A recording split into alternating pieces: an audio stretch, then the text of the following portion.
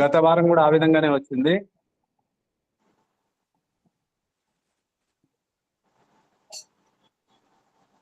ముందుగా ఈ కార్యక్రమానికి, పద్యాలాపన కార్యక్రమానికి 500 రూపాయలు ప్రతి 2వ శనివారము 4వ శనివారము బహుమతిగా ప్రదానం చేస్తున్న గడ్డం దేవి ప్రసాద్ గారికి ధన్యవాదాలు. వారు తెలుగు రచయితకు పురస్కారం అనేటువంటి శీర్షికతో బెంగళూరు నుంచి ఒక కవిత రాసి పంపారు. ఆంధ్రప్రదేశ్లోని పొట్టి శ్రీరాములు నెల్లూరు జిల్లాలో తెలుగు భాషాభివృద్ధికి కృషి చేస్తున్న విశాలాక్షి అనే సంస్థ నిర్వహించినటువంటి కథల పోటీలకు బెంగళూరు నగరానికి చెందిన రచయిత దేవి ప్రసాద్ కవిత ఎంపికైంది. ఆయనను జడపల్లె పెంచలయ్య సుబ్బమ్మ స్మారక పురస్కారం వరించింది. ఆదివారం రాత్రి నెల్లూరులో పురభవన్లో జరిగినటువంటి కార్యక్రమంలో అవనిగడ్డ ఎమ్మెల్యే మండలి బుద్ధ ప్రసాద్ గారి చేతుల మీదుగా ఈ అవార్డును వారికి బహూకరించారు. వారికి ఈ సందర్భంగా తెలుగు భాషకు కృషి చేస్తున్నటువంటి దేవి ప్రసాద్ గారికి మన రచ్చబండ తరఫున అభినందనలు తెలియజేసుకుంటూ పద్యాలాపన కార్యక్రమాన్ని కోదండరామయ్య గారి అనుమతితో మేము ప్రారంభిస్తాం. మొదటగా 2వ తరగతి మునీర్ అహ్మద్.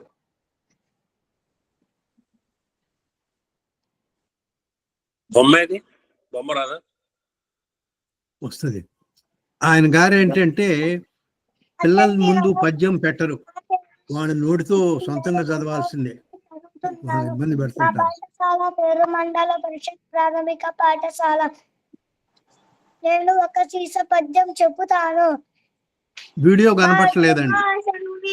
మరిచిన ఫలమేమి, పరుల భాషను నీవు పలుకుటేలా, తల్లి భాషను నీవు తల వంచి కాపాడ, బ్రతుకును నిలబెట్టి ఫలితమిచ్చు, ఘనమైన చైతను ఖ్యాతిని చేకూర్చి, జాతిని కాపాడు జయమునిచ్చి, ఆత్మ సంస్కృతిని ఆరోగ్యదాయని, ఆత్మ సంస్కృతిని ఆరోగ్యదాయని, మాతృభాష మనకు మంచి చేయు, ఆంగ్ల మాధ్యమం అవసరమేముంది, అర్థవంతమైన ఆంధ్ర భాష, చెంతనుండ నీవు చీకాకు పడనేలా, చెంతనుండ నీవు చీకాకు పడనేలా, పట్టి పాటి మాట పసడి మూట. ధన్యవాదాలు. ఇప్పుడు వరుసగా 2వ తరగతి విద్యార్థులు ఆలపిస్తారు. వీరి పేర్లు మన టెక్స్ట్ మెసేజ్లో లింకులో పెట్టాను, దాన్ని కాపీ చేసుకోవాల్సిందిగా విజ్ఞప్తి. మాసుంబి గారు, నేను మరి ఎవరైనా ఒకరు న్యాయ నిర్ణేతలుగా వ్యవహరించవలసిందిగా కోరుచున్నాను. పద్మారెడ్డి గారు. నమస్కారం. అరుణ గారు చేస్తారు. అరుణ గారు ప్రకృతిలో కలిసిపోయిందండి, మనిషిగా ఉందో లేదో తెలియదు. అరుణ గారు మీరు కూడా తీసుకోమ్మా, కాగితం కలం కూడా ఉన్నారు. అరుణ గారు కూడా మార్కులు వేయవలసిందిగా విజ్ఞప్తి. కాగితం కలం తీసుకోవాలి అందరూ పేరు చెప్పిన. మొదటి మెసేజ్ లో ఉన్నది మొత్తం 9 మంది పిల్లలు ఉన్నారు, వాళ్ళ పేర్లు కూడా అక్కడ పెట్టడం జరిగింది. ఇప్పుడు మొదటగా ఆలపించిన అబ్బాయి వచ్చి మునీర్ అహ్మద్. రెండో అబ్బాయి నీ పేరు చెప్పు. నా పేరు నేను 2వ తరగతి చదువుతున్నాను. నా పాఠశాల పేరు మండల పరిషత్ ప్రాథమిక పాఠశాల, దామంతేరు పాకాల మండలం, తిరుపతి జిల్లా. నేను ఒక సీస పద్యం చదువుతాను. మాతృభాషను మర్చిన ఫలమేమి, పరుల భాషను పలుకుటేలు, తల్లి భాషని తల వంచి కాపాడ, బ్రతుకును నిలబెట్టి ఫలితమిచ్చు, ఘనమైన చరితను త్యాగిని చేకూర్చి, జాతిని కాపాడేయముంచి, ఆత్మ సంస్కృతి ఆరోగ్యదాయిని, మాతృభాష మనకు మంచి చేయి, ఆంగ్ల మాధ్యమం అవసరం ఏముంది, అర్థవంతమైన ఆంధ్ర భాష, చెంత నుండి నీవు చీకాకు పడనేల, పట్టి పాటి మాట ప్రసిద్ధి మూట. ధన్యవాదాలు. ఒకసారి పేరు చెప్పమ్మా, అర్థం కాలేదు. పేరు చెప్పమ్మా. హుజైఫా, నందారం హుజైఫా. మీరే ఇంకా స్పష్టంగా. మొదటి విద్యార్థి మునీర్ అహ్మద్. సరేనండి. 1, 2 వేసుకోండి, లింక్లో ఉంది మీకు, పేర్లు టైప్ చేసి పెట్టాను. అందరికీ నమస్కారాలు. నా పేరు జంషీద్ ఖాన్, పి జంషీద్ ఖాన్. నేను 2వ తరగతి చదువుతున్నాను. నా పాఠశాల పేరు మండల పరిషత్ ప్రాథమిక పాఠశాల. నేను ఒక సీస పద్యము చెప్తాను. మాతృభాష నీవు మనిషిన పలనేమి, పరుల భాష నీవు పలుకుటేలా, తల్లి భాష నీవు తల వంచి కాపాడ, బతుకులు నిలబెట్టి ఫలితమిచ్చు, ఘనమైన చరితను తేలిని చేకూర్చి, జాతిని కాపాడు జయమునిచ్చి, ఆత్మసంతృప్తిని ఆరోగ్యదాయిని. మాతృభాష మనకు మంచి చేయు, ఆంగ్ల ఉద్యమం ఏముంది, అర్థవంతమైన ఆంగ్ల భాష, చెంత నుండ నీవు చీకాకు పడనేలా, పత్తి పాటి మాట పసి మూట. ధన్యవాదములు. ఈ అబ్బాయి పేరు జంషీద్ ఖాన్, 2వ తరగతి. తరువాత సుహానా, కొక్కింటి సుహానా. మాతృభాష నీవు మరిచిన ఫలమేమి, పరుల భాష నీవు పలుకుటేలా, తల్లి భాష నీవు తల వంచి కాపాడ, బ్రతుకుని నిలబెట్టి ఫలితమునిచ్చు, ఘనమైన చరిత్రను శాంతిని చేకూర్చి, జాతిని కాపాడు జయమునిచ్చి, ఆత్మ సంతృప్తిని ఆరోగ్యదాయిని. మాతృభాష మనకు మంచి చేయు, ఆంగ్ల మధ్యమం పుట అవసరమేముంది, అర్థవంతమైన ఆంధ్ర భాష. చెంత నిండ నీవు చీకాకు పటనేల, పత్తి పాటి మాట పసడి మూట. ధన్యవాదాలు. అయ్యా నందివీర గుప్తేశ్వరరావు గారికి నమస్కారాలు అండి, దండాలు. అయ్యా తర్వాత విద్యార్థిని పొదిలి రజియా. అందరికీ నమస్కారములు. నా పేరు పి రజియా. నేను 2వ తరగతి చదువుతున్నాను. మా పాఠశాల పేరు మండల పరిషత్ ప్రాథమిక పాఠశాల. నేను ఒక సీస పద్యం చెబుతాను. మాతృభాషను నీవు మరచిన ఫలమేమి, పరుల భాషను నీవు పలుకుటేలా, తల్లి భాషను నీవు తల వంచి కాపాడ, బ్రతుకును నిలబెట్టి ఫలితమిచ్చు, ఘనమైన చరితను ఖ్యాతిని చేకూర్చి, జాతిని కాపాడు జయమునిచ్చి, ఆత్మసంతృప్తిని ఆరోగ్యదాయిని. మాతృభాష మనకు మంచి చేయు, ఆంగ్ల మధ్యమం పుట అవసరమేముంది, అర్థవంతమైన ఆంధ్ర భాష. చెంత నుండి నీవు చీకాకు పడనేలా, పత్తి పాటి మాట పసిడి మూట. ధన్యవాదములు. 2వ తరగతి పిల్లలు పూర్తయినారు. ఇక 3వ తరగతి 4 మాత్రమే ఉన్నారు. మొదటగా కొక్కింటి సుఫియాన్, 3వ తరగతి. కొక్కింటి సుఫియాన్. నా పేరు కె సుఫియాన్. నేను 3వ తరగతి చదువుతున్నాను. నేను ఒక సీస్ పద్యం చెబుతాను. మాతృభాషను నీవు మరచిన ఫలమేమి, పరుల భాషను నీవు పలుకుటేలా, తల్లి భాషను నీవు తల వంచి కాపాడ, నిలబెట్టి ఫలితమిచ్చు, ఘనమైన చరితను ఖ్యాతిని చేకూర్చి, జాతిని కాపాడు జయమునిచ్చి, ఆత్మసంతృప్తిని ఆరోగ్యదాయిని. మాతృభాష మనకు మంచి చేయు, ఆంగ్ల మాధ్యమం పుట్ట అవసరమేముంది, అర్థవంతమైన ఆంధ్ర భాష. చెంత నుండ నీవు చీకాకు పడనేలా, పత్తి పాటి మాట పసిడి మూట. అందరికీ ధన్యవాదం. తరువాత కుశల్ కుమార్, 3వ తరగతి. పి కుశల్ కుమార్.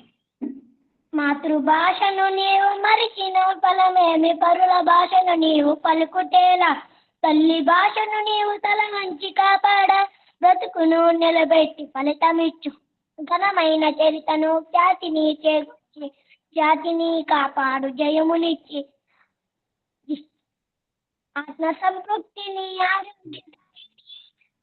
సంతృప్తిని ఆరోగ్యదాయిని మాతృభాష మనకు మంచి చేయు ఆంగ్ల మాధ్యమం పుట్టవసరమేముంది అర్థవంతమైన ఆంధ్ర భాష చెంత నుండ నీవు చీకాకు పడనేలా పత్తిపాటి మాట పసిడి మూట.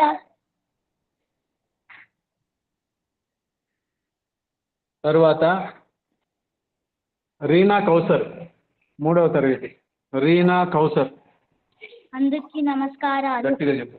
అందరికీ నమస్కారాలు. నా పేరు జి రీనా కౌసర్. నేను 3వ తరగతి చదువుతున్నాను. మా పాఠశాల పేరు మండల పరిషత్ ప్రాథమిక పాఠశాల. మా గురువు గారి పేరు శ్రీ పత్తిపాటి రమేష్ నాయుడు గారు. నేను ఒక సీస పద్యం చెప్తాను.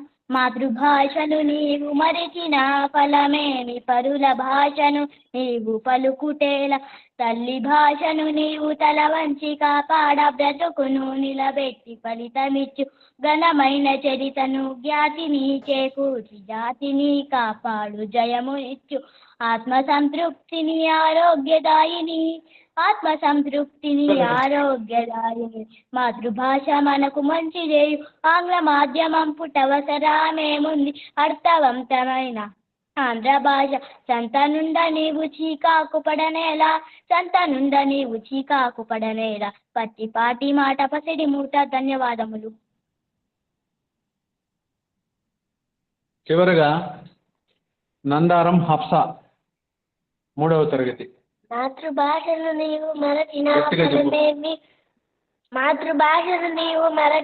ఫలమేమి,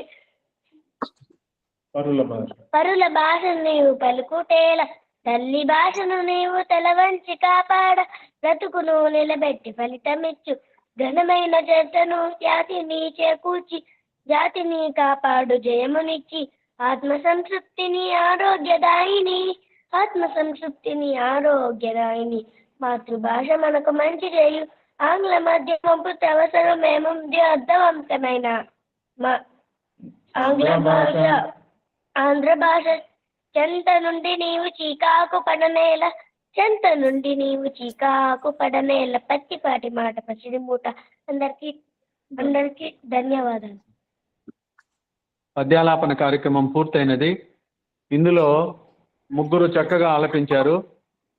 మునీర్ అహ్మద్, సుఫియాను, రీనా కౌసర్. వీళ్ళు 3 తప్పులు లేకుండా ఆలపించడం జరిగింది. కొంచెం సాంకేతికంగా కూడా చూసినట్లయితే వీళ్ళు 3 మొదటి 3 స్థానాల్లో ఉన్నారు. అది న్యాయ నిర్ణేతలు గుర్తుపెట్టుకొని మార్కులు వేయవలసిందిగా విజ్ఞప్తి చేస్తూ ఉన్నాను. పద్యాలాపన కార్యక్రమం పూర్తయింది. రమేష్ నాయుడు గారు, మేడం ఒక్కింటి అబ్బాయి పేరు ఏం పేరు? చాలా చక్కగా ఉచ్చారణ. సుఫియాన్, కొక్కింటి సుఫియాన్. చాలా బాగా. కొక్కింటి సుఫియాన్, అవును, 3వ తరగతి. మునీర్ అహ్మద్ మరియు రీనా కౌసర్ తప్పులు లేకుండా వీళ్ళు 3 పాడగలిగారు. అవును సార్. మంచిది మేడం, ధన్యవాదాలు. డాక్టర్ నమస్కారం. నంది వెలుగు ముక్తేశ్వరరావు గారికి చేతులెత్తి నమస్కారం నిండు హృదయంతో. ఎక్కువ మంది నేను మాట్లాడేటప్పుడే అక్కడికి పోవాలా, వచ్చేటప్పుడు నేను పోయి చూసేది ఏముంది, నాకు బిలీవ్ ఏముంది అనుకుంటారు. ఆయన అట్లా కాకుండా తెలుగు ఉద్యమం, తెలుగు అంటే ప్రేమ ఎక్కువ కాబట్టి మధ్యలో వచ్చి మనకి సలహాలు ఇస్తుంటారు. అయ్యా మీరు ఏమైనా చెప్పేది ఉంటే చేయండి. మీరు కలెక్టర్గా పనిచేశారు, నల్గొండలో పనిచేసినప్పుడు ప్రతి డిపార్ట్మెంట్లో తెలుగే వాడేటట్టు చేయగలిగారండి ఒక్క మనిషిగా. తర్వాత టీటీడీలో కూడా పనిచేశారు. ఇప్పుడు తెలుగు కోసం చాలా మొన్న మధ్య కూడా పుస్తకం రాశారు. దాన్ని మేము ఒక 2000-3000 కాపీలు ప్రచురించాము, అందరికి ఇచ్చాము. అది వేరే సంగతి. అయ్యా మీరేమన్నా సందేశం ఇస్తే ఒక 2-3 నిమిషాలు ఇవ్వండి సార్. నాకు ప్రధానంగా ఆసక్తి ఏమిటంటే మన డాక్టర్ రంగనాయకులు గారు వాళ్ళు మాట్లాడతారు కదా, ఆయన ఏ అంశం తీసుకున్నా కూడా శాస్త్రీయంగా ప్లస్ చాలా సృజనాత్మకంగా కూడా ఆలోచించి మాట్లాడతారు. ఇవాళ ఆయన తీసుకున్న టాపికే భాషని ఈ వాణిజ్యపరమైన వినియోగాల్లో అన్న దానిని తీసుకున్నారు. అందువల్ల అది ఒకసారి ఎలా ఉంటుంది ఏమిటి విందాం అనేది కోరిక.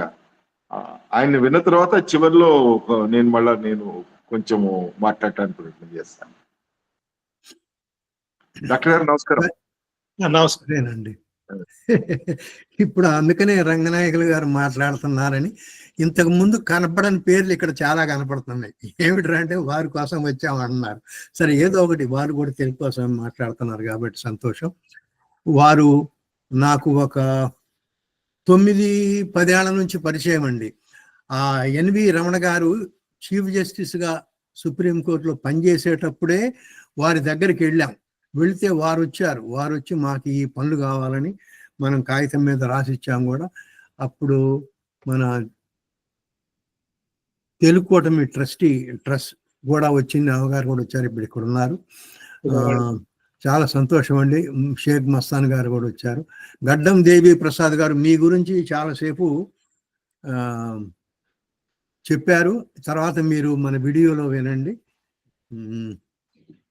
వారు రాసిన పుస్తకాలు కూడా కొన్ని గమ్మత్తుగా ఉంటాయి పేర్లు. ఆ పేరు నేను ఇప్పుడు మర్చిపోయాను, మొన్న చెప్పాను కానీ ఆయనకి. అది ఇంగ్లీష్లో ఏదో కథల్లో పెద్ద పైకి ఒక ఇల్లు ఉంటుంది, దానిపైన ఎక్కడో ఉండి ఏదో రాస్తుంటారు, రాశారు. కాకపోతే వీరు రాసిన పుస్తకాలని మనం మన వెబ్సైట్లో పెట్టలేకపోతున్నాం. వీరు చాలా పెద్ద స్థాయి వారు, పెద్దోళ్ళతో వాళ్ళే వచ్చి ఈయన పుస్తకాలని పెడుతుంటారు. అమెజాన్ వాళ్ళు ఇతరులు కూడా తీసుకొని, వాళ్ళకి రైట్స్ ఉంటాయి, ఈయన గారికి రైట్ ఉండదు. అప్పుడు మనం పెట్టలేకపోతున్నాం, వేరే వాళ్ళే పెట్టగలుగుతున్నాం. కానీ సరే అమ్మా, ఇక పరిచయం చేయమ్మా. సరేనండి. కార్యక్రమానికి అందరికీ స్వాగతం పలుకుతూ, తెలుగు కూటమి రచ్చబండ కార్యక్రమంలో ఈరోజు భాష కేవలం ఒక నైపుణ్యము, సామర్థ్యమే కాక సంపదను సృష్టించే ఒక సహజ వనరు. అలుపెరుగని సేవలో బహుభాషావేత్త, వైద్యశాస్త్ర చరిత్రకారులు వీరు. వృత్తిపరంగా వీరు ఆయుర్వేద వైద్యశాస్త్ర బోధకులు, ప్రవృత్తిరీత్యా భాషా శాస్త్రవేత్త. మనిషి మెదడుకు ఉన్న అపరిమిత శక్తిని సద్వినియోగం చేసే పనులు చేయాలి అంటారు వీరు. భాష మనుగడకు, పెంపుకు ఇది కీలకం అంటారు. మనలో వివేచనా శక్తి పెంపుకు, మానసిక వికాసానికి 2 లేదా 3 భాషలు నేర్చుకోవడం దోహదపడతాయని వీరు నొక్కి చెబుతారు. వీరు ఒక భాషను మాట్లాడేటప్పుడు దానిపై మరొక భాష చొరబాటు కూడదని కూడా అంటారు.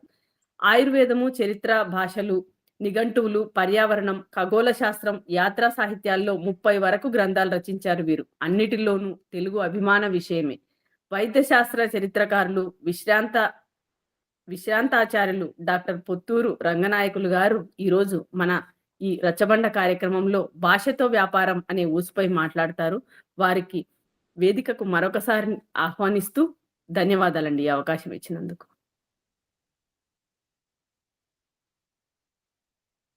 నమస్కారం అండి. ప్రారంభించమంటారా? నమస్కారం. మొదలుపెట్టండి.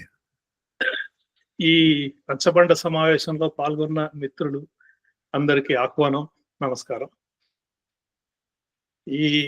ఈరోజు భాషతో వ్యాపారం అనే అంశం మీద మనం చర్చిద్దామని అనుకున్నాం. ఇది కొత్త విషయంగానే నేను భావిస్తున్నాను. భాషతో వ్యాపారం ఒక వారం రోజుల క్రితం కోదండరామి గారు అడిగినప్పుడు ఏ విషయం మీద మీరు మాట్లాడతారన్నప్పుడు నేను ఆలోచించి ఇటీవలనే 1-2 పుస్తకాలు ఈ విషయం మీద చదివాను. అందువల్ల ఈ విషయం అయితే బాగుంటుందేమో అనుకుని నేను చెప్పడం జరిగింది. అలాగే ఈ అంశం మీద మిత్రులతో నా అభిప్రాయాలు పంచుకోవటానికి, తర్వాత మీ నుంచి కూడా ప్రశ్నలు లేదా సందేహాలు లేదా అదనపు సమాచారం పొందటానికి నేను ఈరోజు ఈ విషయాన్ని ఎన్నుకోవటం జరిగింది. నేను చదివిన పుస్తకాల్లో ముఖ్యంగా ముందు ఎందుకు ఈ అంశాన్ని నేను ఎన్నుకున్నానో చెప్పడానికి నేను ఈ మధ్య చదివిన 2-3 పుస్తకాల గురించి బిబ్లియోగ్రఫీ లాంటిది మాత్రం చెప్తాను. ముందు కెన్ లాంగ్వేజ్ బి కమోడిఫైడ్ అని ఆల్బర్ట్ బ్రూజోస్ ప్రిన్స్టన్ యూనివర్సిటీలో అతను ఒక పుస్తకం రాశారు. దాన్ని ఇటీవల ఒక 2-3 రోజుల పాటు చదివాను. తర్వాత what on earth is language commodification, David Block అనే అతను ఒక పుస్తకం ఆంగ్లంలో రాశారు. తర్వాత కెన్ లాంగ్వేజ్ బి కమోడిఫైడ్ అనేది ఆల్బర్ట్ బ్రూజోస్ రాసిన దాంతో పాటుగా లాంగ్వేజ్ యాజ్ ఎక్స్ప్లాయిటబుల్ కమోడిటీ, టిలియన్ ఎన్రైట్ అనే అతను రాసిన ఒక పుస్తకం ఒకటి చూశాను. దాని యొక్క రివ్యూ చదివాను. తర్వాత commodification of language, concepts, concerns and empirical manifestations by టెక్ పెట్రోవిచ్ రాసిన ఓ పుస్తకం ఒకటి. Language as instrument, resource and maybe capital అని ఇంకొక డాక్యుమెంట్ ఒకటి, మోనోగ్రాఫ్ ఒకటి. ఇలా ఈ విధంగా ఒక 4-5 పుస్తకాలు చదివిన తర్వాత భాషని ఒక వాణిజ్య వినిమయ వస్తువుగా మార్చడం లేదా మారడం జరిగిందా అనేది ఒక ప్రశ్న. ఎందుకంటే ఈ రోజుల్లో ఈ శాస్త్రవేత్తలు, ముఖ్యంగా భాషా శాస్త్రవేత్తలు భాషను అన్ని కోణాల నుంచి పరిశీలిస్తూ దాని యొక్క వాణిజ్య విలువను కూడా పరిశోధిస్తున్నారు. కాబట్టి ముందుగా ఈ విషయాల గురించి చర్చించే ముందు నాకున్న పరిమితి కూడా ముందే చెప్తాను మీకు. నాకున్న పరిమితి ఇంకొక గంట సమయం. కాబట్టి నేను బహుశా ఒక అరగంట 35 లేదా 40 నిమిషాల లోపు నేను చెప్పదలుచుకున్న అంశాన్ని క్లుప్తంగా చెప్తాను. తర్వాత మనం చర్చిద్దాం. ఒక గంట తర్వాత నేను ఎలాగో మళ్ళీ బయటికి వెళ్ళాలి, ఇంకో కార్యక్రమం ఉంది కాబట్టి నేను ఎక్కువ సమయం ఉండలేను. ఇక్కడ నుంచి ఒక గంట సేపు మాత్రం ఉండే అవకాశం ఉంది నాకు. కాబట్టి ఈ భాషా నైపుణ్యం లేదా భాషా సామర్థ్యం అని అనుకుంటాం కాబట్టి ఇది ఒక సహజ వనరు. సహజ వనరు అంటే మనిషి పుట్టుకతో భాషను నేర్చుకోవడానికి అనువుగా పుట్టాడు, లేదా మన మెదడు ఆ భాషకు అనువుగా ఉంది.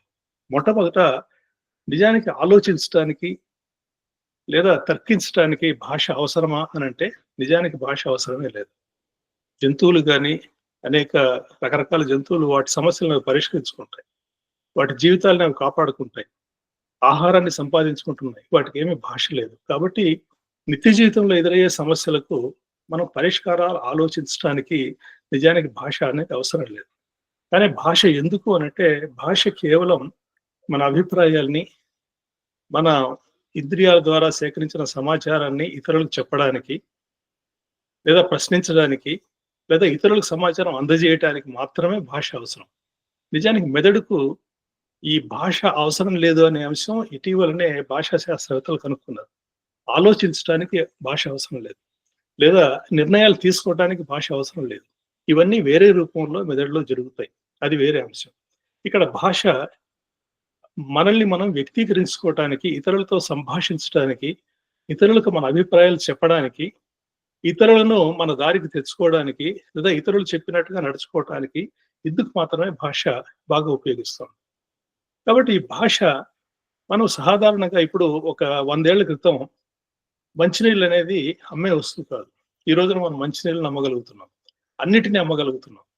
కాబట్టి గత సమాజంలో మనం ఏ వస్తువుల్ని మనం ఉచితంగా, సహజంగా, ప్రకృతి సహజంగా లభించాయని అనుకున్నామో, వాటిని ఉచితంగా ఇచ్చిపుచ్చుకున్నామో, నేడు ఈ ఆర్థిక పరంగా, సామాజిక పరంగా, సాంకేతికంగా మనం చాలా అభివృద్ధి చెందిన తర్వాత ప్రతి వనరు కూడా చాలా విలువైనది కావటంతో భాష కూడా ఒక వనరు కాబట్టి, భాష కూడా ఒక సహజంగా వచ్చిన ఒక కౌశల్యం కాబట్టి దానికి కూడా విలువ చేకూరింది. పైగా భాష ఒకటే ఉంటే ఈ సమస్య లేదు. ప్రపంచంలో వేలాది భాషలు ఉన్నాయి, 7,000కి పైగా భాషలు ఉన్నాయి. కాబట్టి భాషా వైవిధ్యం వల్ల కొన్ని భాషలకు ప్రాధాన్యత ఎక్కువ ఉంటుంది, కొన్ని భాషలకు ప్రాధాన్యత తక్కువగా ఉంటుంది. ఆయా భాషలు మాట్లాడే వాళ్ళ చరిత్ర లేదా వాళ్ళ పురోగతి, వాళ్ళ స్థాయిని బట్టి ఆ భాషకు కూడా విలువ చేకూరుతుంది. కాబట్టి సాధారణంగా ప్రపంచంలో కొన్ని భాషలకు చాలా ఎక్కువ, అధిక విలువ ఉంటుంది, కొన్నిటికి తక్కువ విలువ ఉంటుంది. ఈ వాణిజ్య వస్తువు అన్నప్పుడు ఏమవుతుందంటే ప్రధానంగా 4 రకాలుగా మనం ఈ వాణిజ్య వస్తువుల్ని మనం చూడొచ్చు. ఇందులో 4 రకాలు ఏమున్నాయి అంటే మొట్టమొదటిది భాష నేర్చుకోవడం, భాష నేర్పడం అనేది ఒక అంశం. భాష నేర్చుకోవడం ప్రాచీన కాలంలో మనం కొత్తగా భాష నేర్చుకునే వాళ్ళం కాదు. మనం ఏ భాషావరణంలో పుట్టామో ఆ భాష సహజంగా వస్తుంది, లేదా ఇంకొక దేశానికో ఇంకొక ప్రదేశానికి వెళ్ళినప్పుడు అక్కడ భాష అదంతకదే మనకు కొంతకాలంలో వచ్చేది.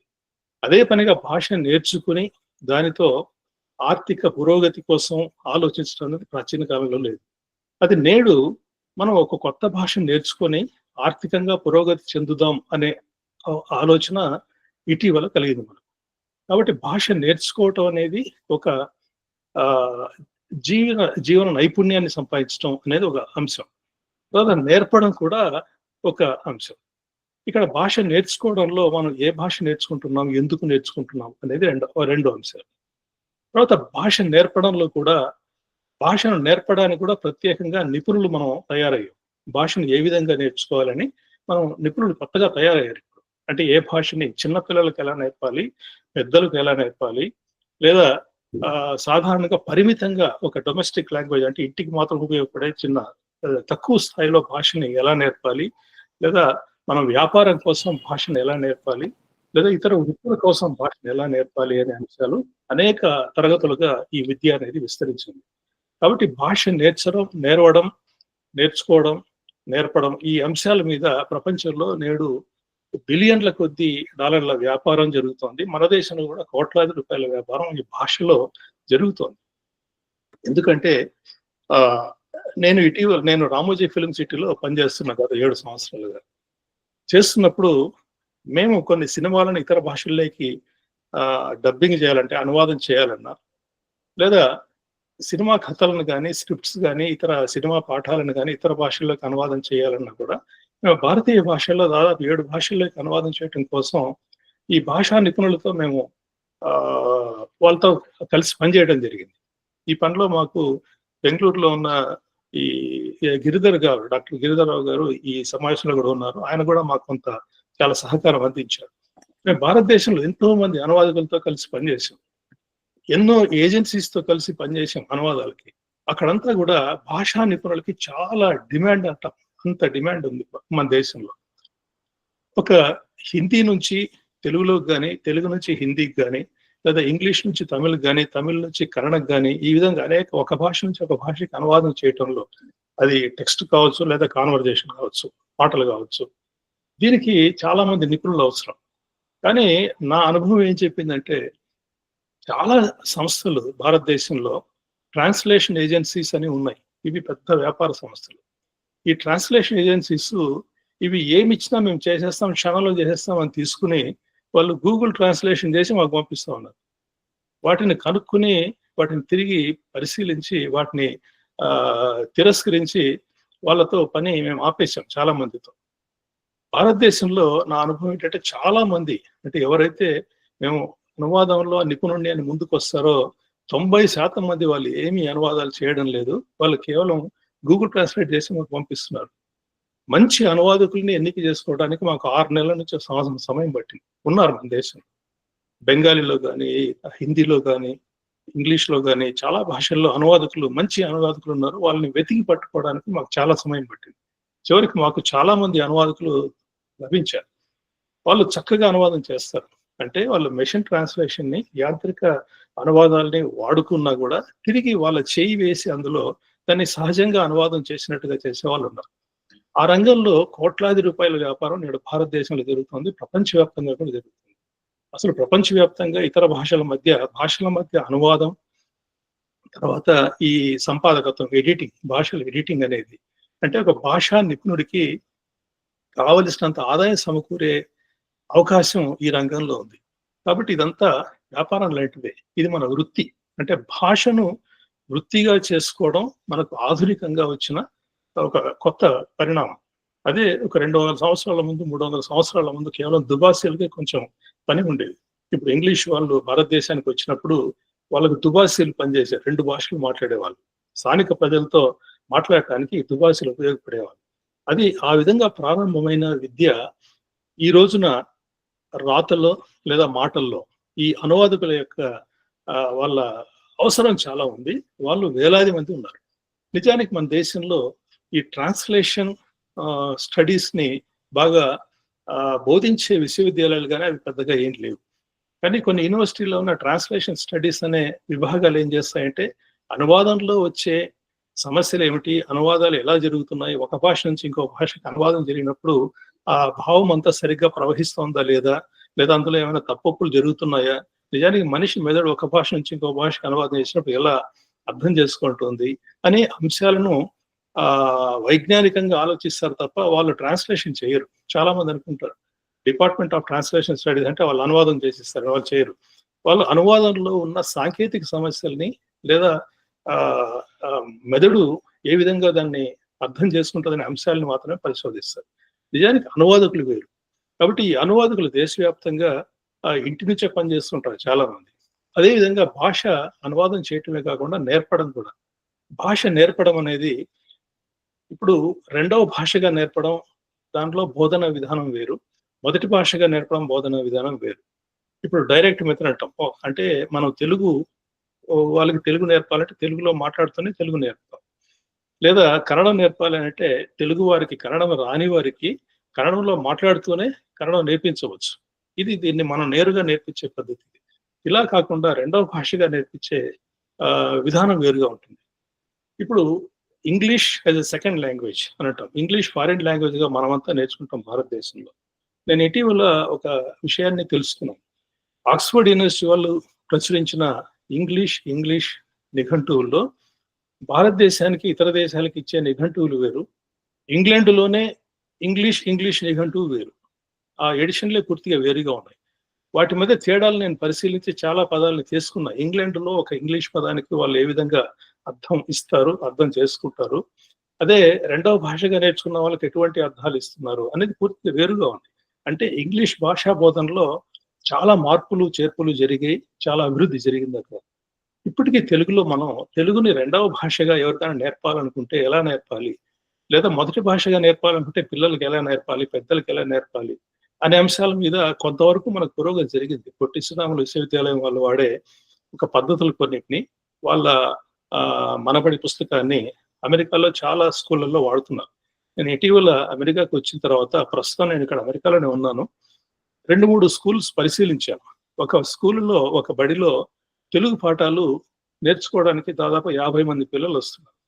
వాళ్ళు సిలికాన్ ఆంధ్ర వాళ్ళు ఏర్పాటు చేశారు. ఆ పుస్తకం ఏమిటి, ఆ విద్యార్థులు ఎలా నేర్చుకుంటున్నారు అని నేను పరిశీలించాను. ఆ విద్యార్థులు తెలుగు చక్కగా నేర్చుకుని తెలుగులో నాటకాలు కూడా వేస్తున్నారు, చక్కగా తెలుగు పద్యాలు చెబుతున్నారు. అంటే ఈ పద్ధతిలో సిలికాన్ ఆంధ్ర వాళ్ళు ఉపయోగించే మనబడి పుస్తకం బాగానే ఉంది. ఇంకా ఇందులో చాలా వైవిధ్యం ఉన్న పుస్తకాలు రావాలి తెలుగులో. కాబట్టి తెలుగు కూడా వాణిజ్య స్థాయికి భాష నేర్చుకోవడం అనే అంశాల్లో చాలా పురోగతి సాధించాల్సి ఉంది. అంటే ఆక్స్ఫర్డ్ యూనివర్సిటీ వాళ్ళు ఎన్ని రకాలుగా నిఘంటువులు, లెర్నింగ్ బుక్స్, ELBS అనేది ఇంగ్లీష్ లాంగ్వేజ్ బుక్ సొసైటీ వాళ్ళు ఎన్ని ప్రచురణలు చేశారో, అదేవిధంగా బ్రిటిష్ కౌన్సిల్ వాళ్ళు ఇంగ్లీష్ వ్యాప్తికి ఎన్ని రకాలుగా పనిచేస్తున్నారో వాటిని ఒకసారి మనం పరిశీలించి మనం తెలుగు కూడా, ఎందుకంటే తెలుగు వాళ్ళు ఈ రోజున ప్రపంచవ్యాప్తంగా ఉన్నారు, అన్ని దేశాల్లో ఉన్నారు. కాబట్టి ఈ తెలుగుని మనం భాషాపరంగా ఒక వాణిజ్య వస్తువుగా, ఒక వృత్తిగా ఎన్నుకునే వాళ్ళకి మనం ఏ విధంగా చేయొచ్చు అనే అంశాల మీద మనం ఒక సమావేశం కూడా పెట్టుకుని వీటి మీద ప్రత్యేకంగా కూడా చర్చించడానికి అవకాశం ఉంది. ఇక రెండవ రంగం అంటే భాషను వాణిజ్యపరంగా వాడుకునే రెండవ రంగం వచ్చేసి పర్యాటకం, ఆతిథ్యం. ఈ 2 రంగాలు, వీటిని మనం టూరిజం అండ్ హాస్పిటాలిటీ అంటాం. ఈ పర్యాటకం అనేది నిజానికి భారతదేశం కానీ ప్రపంచంలో కానీ పర్యాటకుల సంఖ్య ఈ కోవిడ్ ఉపద్రవం తర్వాత విపరీతంగా పెరిగింది. 2024లో ఈ యునైటెడ్ నేషన్స్ టూరిజం కౌన్సిల్ అనేది యునైటెడ్ నేషన్స్ టూరిజం మీద ప్రత్యేకంగా అధ్యయనం చేసి ఆ గణాంకాలన్నింటినీ వాళ్ళు పొందుపరుస్తుంటారు. ఆ గణాంకాల ప్రకారం 1920కి ముందు ఎంత పర్యాటకం జరిగేదో ప్రపంచంలో దాదాపు ఆ స్థాయిని మించి ఈ రోజున పర్యాటకం పెరిగింది అనేది బాగా అర్థమైంది. అదేవిధంగా ఆతిథ్య రంగంలో కూడా ఎంత వ్యాపారం పెరిగింది అనేది. ఈ పర్యాటక రంగంలో ప్రధానంగా ఒక పర్యాటకుడు ఇతర దేశానికి వెళ్ళినప్పుడు ఎన్ని ఇబ్బందులు పడతాడో తెలుసు. మనకు ప్రపంచం అంతా చూడాలని ఉంటుంది, కానీ ఆయా దేశాల్లో ఆయా భాషలు వేరువేరుగా ఉంటాయి. కానీ పర్యాటకులకు స్థానిక భాషల్లో ఆ సేవలు లభించినప్పుడు వాళ్ళు చాలా సంతోషపడతారు. ఉదాహరణకు తెలుగు వాళ్ళు కాశీకి వెళ్ళినప్పుడు కాశీలో ఉన్న తెలుగు సంఘాలు వాళ్ళకు ఎంతగా సహాయం చేస్తున్నాయో మనకు తెలుసు. అదేవిధంగా భారతదేశం అంతా పర్యటించడానికి తెలుగు వాళ్ళ సేవలు మన భారతదేశం అన్ని చోట్ల దాదాపుగా లభిస్తున్నాయి. కానీ అవి ఒక వ్యవస్థీకృతంగా లేవు. దాన్ని వ్యవస్థీకృతం చేసినప్పుడు, అంటే ఒక తెలుగు మాత్రమే మాట్లాడే పర్యాటకుడు కాశ్మీర్ వెళ్తాడు. కాశ్మీర్లో మనకు తెలుగు సేవలు ఎక్కడ లభిస్తాయి? ఎక్కడ లభించవు. కాబట్టి వీటిని కొంతవరకు లభిస్తున్న ఈ సేవల్ని మనం వ్యవస్థీకృతం చేసి వాటిని తెలుగు వాళ్లకు, ముఖ్యంగా తెలుగు మాట్లాడేవాడు ఏ దేశం వెళ్ళినా, ఏ ప్రాంతానికి వెళ్ళినా అక్కడ తెలుగులో పర్యాటక సేవలు, ఆతిథ్య సేవలు అందుబాటులో ఉండటానికి చాలా అవకాశం ఉంది. ఇప్పుడు నేను హిందీ మాట్లాడను అనుకోండి, లేదా బెంగాలీ మాట్లాడను, నేను కలకత్తా వెళ్తాను. కలకత్తా వెళ్ళినప్పుడు నేను ఇంగ్లీష్నే వాడాలి. కాబట్టి కలకత్తాలో ఎవరైనా తెలుగు వాళ్ళు ఆతిథ్య రంగంలో కానీ వాళ్ళకి ఒక హోటల్ పెట్టుకుని తెలుగులో మాట్లాడుతూ నాకు కావాల్సిన సేవలు ఇచ్చి సహాయం చేసినప్పుడు నేను రెండోసారి కలకత్తా వెళ్ళినా నేను అదే హోటల్కి వెళ్తాను. ఎందుకంటే నాకు నా మాతృభాషలో వాళ్ళు మాట్లాడుతున్నారు కాబట్టి నేను అక్కడికి వెళ్తాను. కాబట్టి ఎవరికైనా సరే మన భాషలో మాట్లాడే అవకాశం ఉండి మన భాషలో సేవలు లభిస్తే మనం ఖచ్చితంగా ఆ సేవను ఎన్నుకుంటాం. ఇప్పుడు చాలా ప్రపంచవ్యాప్తంగా కూడా ఈ సేవల్ని విస్తరించడానికి అవకాశం ఉంది. అన్ని దేశాల్లో కూడా తెలుగు ద్వారా పర్యాటక సేవలు అందించడానికి కూడా ఒక అవకాశం తప్పకుండా ఉంటుంది. దీనికి ఒక ప్రయత్నం చేయడానికి అవకాశం ఉంది. అట్లాగే ఆతిథ్య రంగంలో కూడా, అంటే హాస్పిటాలిటీలో కూడా ఈ 2 రంగాలు చాలా ముఖ్యమైన రంగాలు. అంటే భాష నేర్చుకోవడం, నేర్వడం, పర్యాటకం, తర్వాత ఆతిథ్యం. ఇది కాకుండా 3వ రంగం ఉంటుంది. దాన్ని ఇంగ్లీష్లో మనం కాల్ సెంటర్స్ అని అంటూ ఉంటాం. ఈ కాల్ సెంటర్స్ అంటే దీన్ని పిలుపు కేంద్రాలు అనొచ్చు మనం. ఈ మధ్య ఇటీవల చాలా పెద్ద పెద్ద సంస్థలు కాల్ సెంటర్స్ పెట్టుకుని అందులో మనుషులను పెట్టుకొని ప్రజలతో ఫోన్ ద్వారా పలకరిస్తూ ఉంటారు. నాకు అప్పుడప్పుడు ఫోన్లు వస్తూ ఉంటాయి. ఇప్పుడు హెచ్డిఎఫ్సి బ్యాంక్ వాడు బాంబే నుంచి ఫోన్ చేసి ఇంగ్లీష్లో మాట్లాడతాడు నాతో. నేను చెప్తాను, నా డిపాజిట్లన్నీ మీ బ్యాంకులో ఉన్నాయి, నేను మీ భాష ఎందుకు మాట్లాడాలా, నా భాషలో నువ్వు మాట్లాడు, తెలుగులో చెప్పు అని అంటారు. వాడు వెంటనే తెలుగులోనా, సరే మళ్ళీ చేస్తామంటే చేయడు. ఇంకా మళ్ళీ ఐసిఐసిఐ బ్యాంక్ వాడు ఫోన్ చేస్తాడు, వాడు ఏదో ఇంగ్లీష్లో చెప్తాడు, ముందు హిందీలో చెప్తాడు, హిందీలో చెప్పి మళ్ళీ ఇంగ్లీష్లో మాట్లాడతారు. నేను చెప్తా I'm not comfortable in English అని చెప్తాను. అప్పుడు ఏ భాష అంటారు, తెలుగు అంటారు. మా దగ్గర తెలుగు వాళ్ళు మాట్లాడే ఎవరు లేరంటే, నా డబ్బులు నీకెందుకు, నా డిపాజిట్లు నీ దగ్గర ఉండాలి, నా భాష నువ్వు మాట్లాడవా అని అడుగుతారు. కాబట్టి ఎప్పుడైనా కానీ ఈ కాల్ సెంటర్స్లో తెలుగు మాట్లాడే వాళ్ళు చాలా తక్కువ. ఇటీవలనే ఎప్పుడైతే ఇటువంటి ప్రశ్నలు వస్తున్నాయో వాళ్ళకి, ఈ ప్రశ్నల వల్ల వీళ్ళు ఆలోచిస్తున్నారు. ఈ కంపెనీల వాళ్ళు కూడా కొంతమంది తెలుగు వాళ్ళని పెట్టుకుంటున్నారు. ఇప్పుడు పెరుగుతుంది ఈ ధోరణి. ఈ కాల్ సెంటర్స్ నుంచి నేను ఇటీవల ఒక సత్యం కనుక్కున్నాను. అదేంటంటే, నేను ఎప్పుడు సైబర్ క్రైమ్స్ కి, అంటే వలగూటి మోసాలకి ఇంటర్నెట్ ద్వారా నన్ను ఎవరు మోసం చేయలేదు. మొదటిది ఏమిటంటే, నా పేరు చాలా పొడవుగా ఉంటుంది, వాళ్ళకి ఓపిక ఉండదు ఈ పేరు ఉచ్చరించడానికి. పొత్తూరు వెంకట రంగనాయకులు వదిలేస్తారు. తర్వాత రెండోసారి వాళ్ళ ఫోన్ చేస్తారు, ఎవరైనా ఫోన్ చేసి హిందీలో మాట్లాడతారు. నేను చెప్తాను, నాకు హిందీ రాదు, తెలుగులో మాట్లాడని చెప్తాను. సైబర్ క్రైమ్స్ ఎక్కువగా హిందీ భాషలో మొదలవుతాయి. అని నాకు హిందీ రాదని చెప్తే ఇక్కడ దాదాపు 50% కాల్స్ అని అక్కడ అయిపోతాయి. అయినా కూడా ఇంగ్లీష్లో మాట్లాడతాను, మీకు ఇంగ్లీష్ వచ్చు కదా అంటారు. ఇంగ్లీష్ వచ్చినా నేను తెలుగులోనే మాట్లాడటానికి ఇష్టపడతా అని చెప్తాను. లేదు సార్ మీరు ఇంగ్లీష్లో మాట్లాడతారు, మాట్లాడండి, నేను మాట్లాడను అని చెప్తాను. అంటే పని వాళ్ళది కదా, కాబట్టి వాళ్ళు అక్కడికి కొన్ని కాల్స్ ఆగిపోతాయి. తెలుగులో మాట్లాడితే ఎవరైనా ఈ సైబర్ క్రైమ్స్ చేద్దామని, ఆ మాట్లాడేవాడు ఏ జిల్లా, ఏ భాష, వాడి భాషను బట్టి నేను గుర్తుపెట్టేస్తాను. ఏ ఊరు మీది, ఏలూరా, గుంటూరా, కడపన, అనంతపురం అని అడుగుతా. అంటే ఆ విధంగా వేరే రకంగా మార్చవచ్చు. కాబట్టి ఈ సైబర్ క్రైమ్స్ ముఖ్యంగా వాటిని తప్పించుకోవడానికి తెలుగు భాష బాగా ఉపయోగపడుతుంది నాకు. మనమంతా కూడా తెలుగులో, ఎవరు కాల్ సెంటర్స్ నుంచి ఎవరు ఫోన్ చేసినా తెలుగులో మాట్లాడని చెప్తారు. 10 కోట్ల మంది తెలుగు వాళ్ళం ఉన్నాం. తెలుగులో మాట్లాడకపోవడానికి హిందీలో నేను ఎందుకు నీకు సమాధానం ఇవ్వాలి, నేను ఇంగ్లీష్లో నీకు ఎందుకు సమాధానం ఇవ్వాలి? పని వాళ్ళదైనప్పుడు, మన పని అయినప్పుడు మనం ఏ భాష అయినా మాట్లాడుతాం. కాబట్టి దీన్ని మనం గుర్తుంచుకొని, ఈ కాల్ సెంటర్స్ అనేది చాలా పెద్ద వ్యాపార రంగం. ఈ కాల్ సెంటర్స్ ప్రపంచవ్యాప్తంగా, మన దేశంలోనూ ఎన్ని వందల కాల్ సెంటర్స్లో ఎంతో మంది యువకుల్ని నియమించుకొని చక్కగా మాట్లాడే వాళ్ళని పెట్టుకుంటారు కాల్ సెంటర్స్లో. అంటే కాల్ సెంటర్స్లో పనిచేయడానికి కావాల్సింది ఏంటంటే స్వచ్ఛమైన ఉచ్చారణ, తర్వాత మంచి భాష, నేర్పుగా మాట్లాడే నైపుణ్యం, ఇవన్నీ ఉంటే చాలు. కాల్ సెంటర్స్లో ఓపికగా ఉండాలి. ఎందుకంటే వాళ్ళు కాల్ సెంటర్స్ నుంచి వేల మందికి ప్రతిరోజు ఫోన్ చేస్తూ ఉంటారు. ఒక్కొక్కరు ఒక్కొక్క రకంగా ఉంటారు. అవతల వాళ్ళు తిట్టొచ్చు, లేదా అవతల వాళ్ళు సమాధానం ఇవ్వకపోవచ్చు, నిర్లక్ష్యంగా మాట్లాడవచ్చు, నీకెందుకు అనవచ్చు. అయినా కూడా కోపగించుకోకుండా చాలా ఓపికగా మాట్లాడే, సంయమనంతో మాట్లాడే నైపుణ్యం వీళ్ళకి, ఆ కౌశలం వీళ్ళకి ఉంటుంది.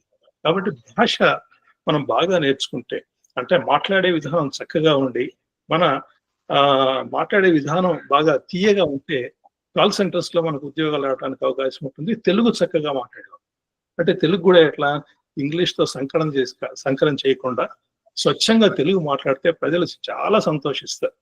మంచి తెలుగు వినాలని అందరూ అనుకుంటున్నారు, కానీ ఎవరు మాట్లాడటం లేదు ఆ విధంగా.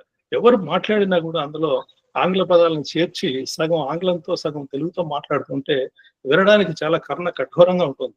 ఈ మధ్య ఏ సినిమా చూసినా, టెలివిజన్లో న్యూస్ చూసినా, వార్తలు చూసినా అదే విధంగా ఉంటాం. కాబట్టి మంచి తెలుగు మాట్లాడగలిగే వాళ్ళకి కాల్ సెంటర్స్ లో మాత్రం చాలా ఉద్యోగాలు దొరుకుతాయి. అట్లాగే కాల్ సెంటర్స్ ద్వారా కూడా మనం తెలుగు భాషకి మనం ఎంతైనా సేవ్ చేయొచ్చు. ఇందులో ఎటువంటి సహాయాలను కూడా మనం దీని నుంచి కూడా ఈ కాల్ సెంటర్స్ ద్వారా మనం ఇవ్వడానికి అవకాశం ఉంటుంది ప్రజలకి. ఇది ఒక మూడో రంగం. కాల్ సెంటర్స్ లో ఎంత డబ్బు అవుతుంది, ఆ లెక్కలు, ఆ గణాంకాలని నేను ఇప్పుడు చెప్పడం లేదు. ఇక నాలుగో రంగం ఒకటి ఉంది, ప్రకటనలు, అమ్మకాలు, వ్యాపారాలు. ఈ ప్రకటనలు అనేది రంగం చాలా పెద్ద రంగం.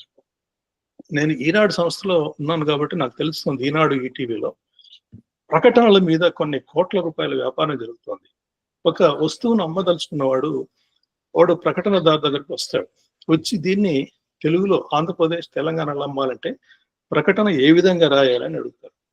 ఆ ప్రకటన రాయడం అనేది అంత సులభం కాదు. అది కేవలం 2 వాక్యాల్లోనే ఉంటుంది, లేదా ఒక వాక్యంలోనే ఉంటుంది. కానీ చాలా బలంగా ఉండాలి. సందేశం చాలా హృదయానికి హత్తుకునేలాగా ఉండాలి హృదయం. ఆ రాయడంలో ఆ నైపుణ్యం అంతా, ఆ భాషా నైపుణ్యం అంతా ఆ ప్రకటనలోనే ఉంటుంది. కాబట్టి మంచి ప్రకటన వ్యాపారాన్ని పెంచుతుంది.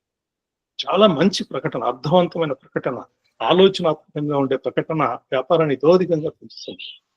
అదేవిధంగా అమ్మకాలు, సరుకుల అమ్మకాలలో కూడా ఈ వ్యాపారంలో తెలుగు ఉన్న సంభావ్య శక్తిని ఇప్పటిదాకా ఎవరు వాడుకోవడం లేదు. నిజానికి మనం విపణిలోకి వెళ్ళి ఏదైనా ఒక అంగడికి వెళ్ళి ఏ వస్తువు కొన్నా కూడా దానిపైన దాని ఉపరితలం మీద ఇంగ్లీష్లోనే అక్షరాలు ప్రింట్ అయి ఉంటాయి. ఇంగ్లీష్లోనే ఉంటుంది దాని పేరు. ఎందుకు ఇంగ్లీష్లోనే ఉండాలా? ఆంధ్రప్రదేశం, తెలంగాణ 10 కోట్ల జనాభా ఉన్నారు. మనం ఏది ఒక ఈ పళ్ళు తోముకోవడానికి కొనే పేస్ట్ తీసుకున్నా, లేహ్యం తీసుకున్నా, లేదా ఇంకే చిన్న వస్తువు తీసుకున్నా దాని మీద ఇంగ్లీష్లోనే ఎందుకు పెట్టాలి? క్లోజప్, కోల్గేట్, అది తెలుగులో ఎందుకు పెట్టకూడదు? అదే ఉత్తరాల మీద చిరునామా రాయాలంటే ఇంగ్లీష్లో రాయాల్సి వస్తుంది. తెలుగులో రాస్తే అది ఉత్తరం బట్వాడ సరిగా కావడం లేదు. ఎందుకంటే బట్వాడ చేసేవాడికి తెలుగు సరిగా రావడం లేదు. కాబట్టి ఇంత దౌర్భాగ్య స్థితిలో మనం ఉన్నామే అని అనిపిస్తుంది. కాబట్టి వ్యాపారంలో ఎప్పుడైతే తెలుగులో ప్రకటనలు, తెలుగులో వస్తువుల మీద పేర్లు అచ్చువేసే సాంప్రదాయం అనేది వస్తుందో అప్పుడు నిజంగా భాష మన మధ్య కనిపిస్తుంది. నిజానికి మనం ఏ వస్తువు తీసుకున్నా చుట్టూ ఎటు చూసినా తల ఇటు తిప్పితే ఆంగ్లం కనిపిస్తుంది, ఇటు తిప్పితే ఆంగ్లం కనిపిస్తుంది. మనం ఇంగ్లాండ్లో ఉన్నామా, అమెరికాలో ఉన్నామా అంటే ఏది లేదు, ఆంధ్రప్రదేశ్లోనే ఉన్నాము. కానీ ఇటు చూసినా ఆంగ్ల భాషలే కనిపిస్తాయి. బయట బజార్లోకి వెళ్తే ఏ ప్రకటన ఫలకం చూసినా కూడా మొత్తం ఆంగ్లంలోనే కనిపిస్తుంది. ఎక్కడ చూసినా కూడా. ఎందుకు? ఎవరికి రాదు, ఎవరు చదవలేరు. నిజానికి అన్ని బోర్డులు ఎవరు చదవడం లేదు. మరి ప్రకటన ఫలకాలన్నీ ఆంగ్లంలోనే ఎందుకుంటున్నాయి అని అంటే వాళ్ళకేం తెలుగు మీద కోపం లేదు. ఆంగ్ల భాషలో ప్రకటన ఫలం పబ్లిసిటీ చేయడం చాలా సులభంగా ఉంటుంది. వాళ్ళకి చాలా సులభంగా ఉంటుంది కాబట్టి చేస్తున్నారు.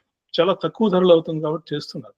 మనం ఈ రంగంలో అంటే తెలుగుని మనం అంగళ్ళ పైన ఈ ఫలకాల మీదకి ఎక్కించడానికి చాలా ఒక పెద్ద ప్రయత్నం చేయవచ్చు. అన్ని చోట్ల కొన్ని ప్రయోగాత్మకంగా కొన్ని పనులు కూడా చేయవచ్చు. ఏదైనా ఒక అంగడికి తెలుగులో ఫలకం పెట్టిన తర్వాత వ్యాపారం పెరిగిందా లేదా 2 నెలల్లో తెలిసిపోతుంది. ఖచ్చితంగా పెరుగుతుంది. కాబట్టి తెలుగు భాషని, మన భాషను మన ఈ వ్యాపార రంగంలో ఎందుకు వాడుకోలేకపోతున్నాం అనేది ఒక అంశం.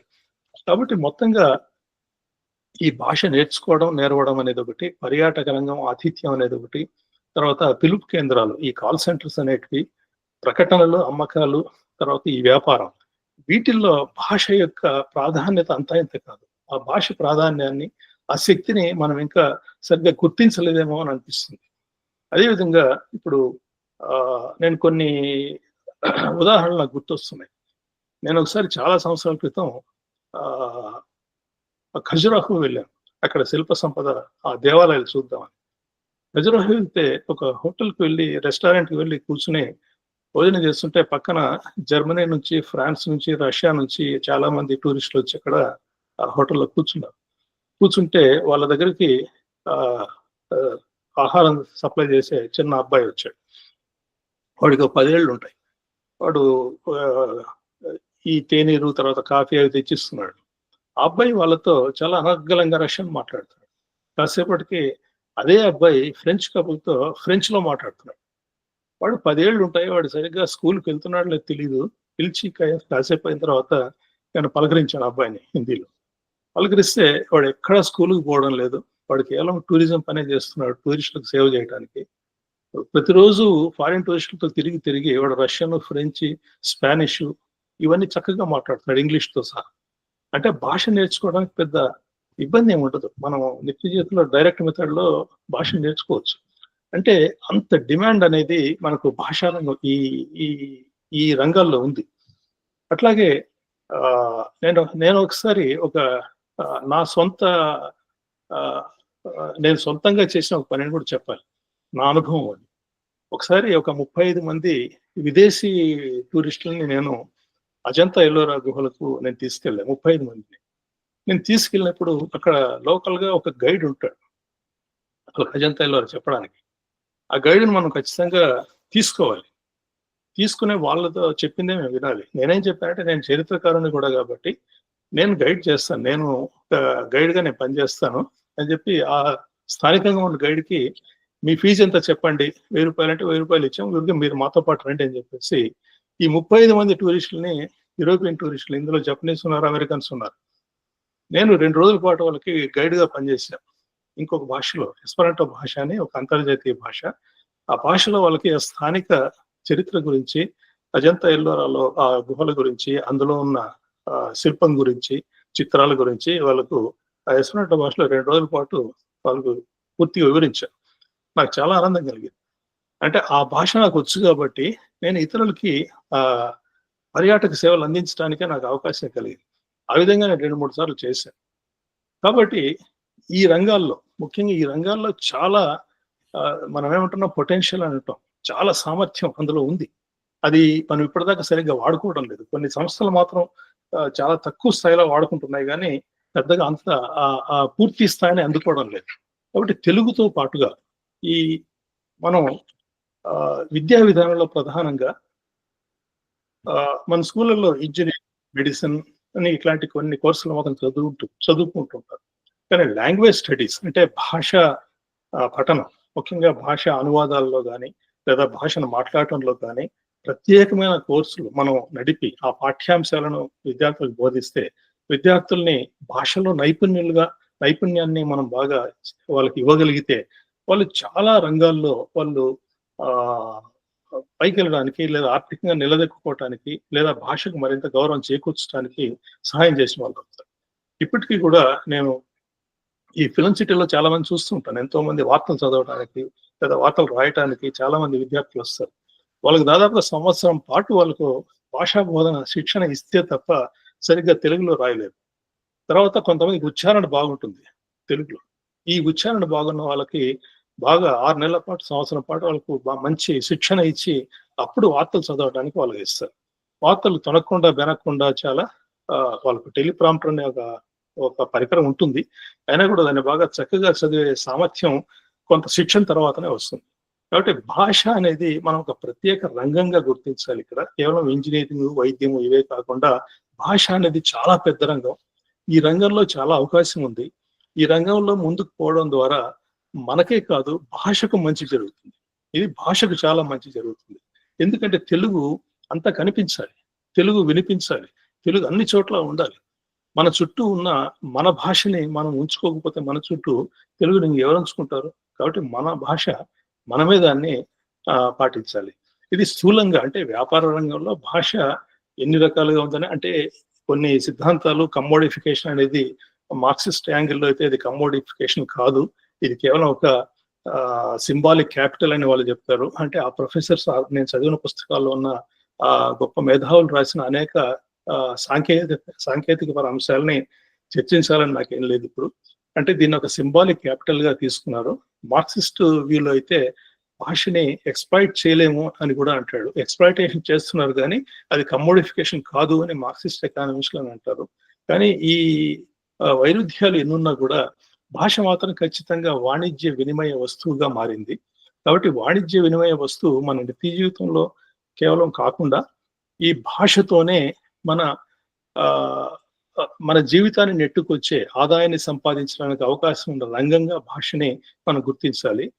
ఈ ఇంగ్లీష్లో, ఆంగ్ల భాషలో శిక్షణ ఇవ్వడానికి చాలా సంస్థలు ఉన్నాయి, కానీ తెలుగులోనే వీటికి లేవు.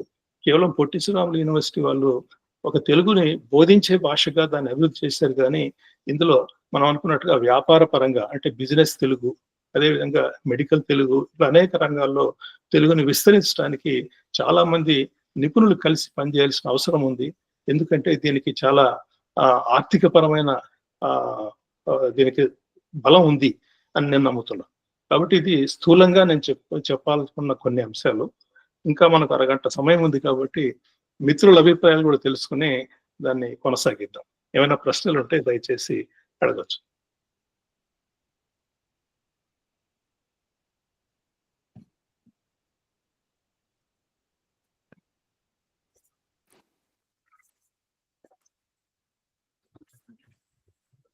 ఏమైనా ప్రశ్నలు ఉన్నాయండి?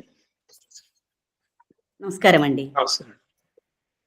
చాలా బాగా చెప్పింది సార్. అంటే ఉన్న అవకాశాలు భాష ఇదివరకు ఈ సైన్సెస్ అభివృద్ధి కాకముందు కళలలో అంటే ఒక రకంగా సాహిత్యము, సంగీతం పరంగా చూసినా కూడా ఆ రకంగా భాషకు ప్రాముఖ్యత ఉన్నదే కానీ కేవలం కమ్యూనికేషన్కే అన్నట్టుగా వరకు మాత్రమే, అంటే ఆ మాతృభాష వాళ్ళు ఒక భావన ఉన్న ఎక్కువ మందికి ఉన్నటువంటి తరుణంలో మీరు చాలా ఎక్స్ప్లోర్ చేసి చాలా విషయాలు చెప్పిండ్రు. నిజంగా ఇంత అవకాశం ఉందా అనిపిస్తుంది. వీటితో పాటు ఇంకొకటి నేను జోడించాలనుకుంటున్నాను. నాకెందుకో అది వింటుంటే అనిపించింది సార్. ప్రకటనల రంగం అన్నారు, లేదా అనువాదం అన్నారు. అనువాదం అంటుంటే విపులా చతుర, నేను చిన్నప్పుడు చదివేదాన్ని.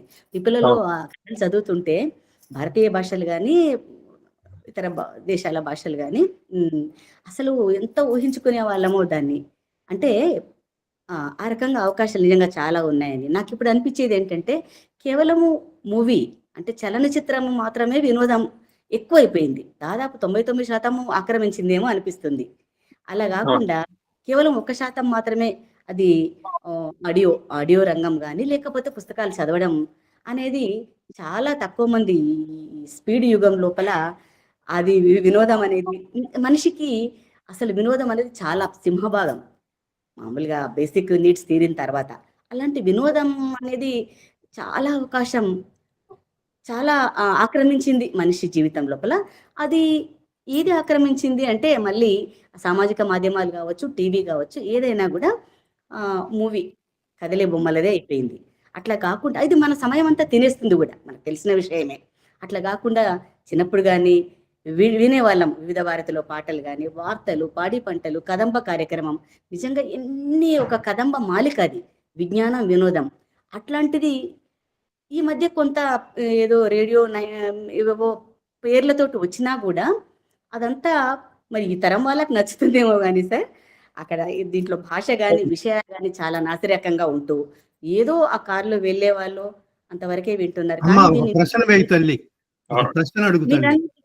ఈ వినోదానికి మలుచుకుంటే అంటే ఆదివారం మనము వినేవాళ్ళం బాలానందం, బాల వినోదంతో పాటు ప్రశ్న అడుగు తల్లి 3 నుంచి 4 గంటల వరకు ఏమో ఒక మంచి శబ్ద చిత్రము లేదా ఒక నాటిక ఇచ్చేవాళ్ళు.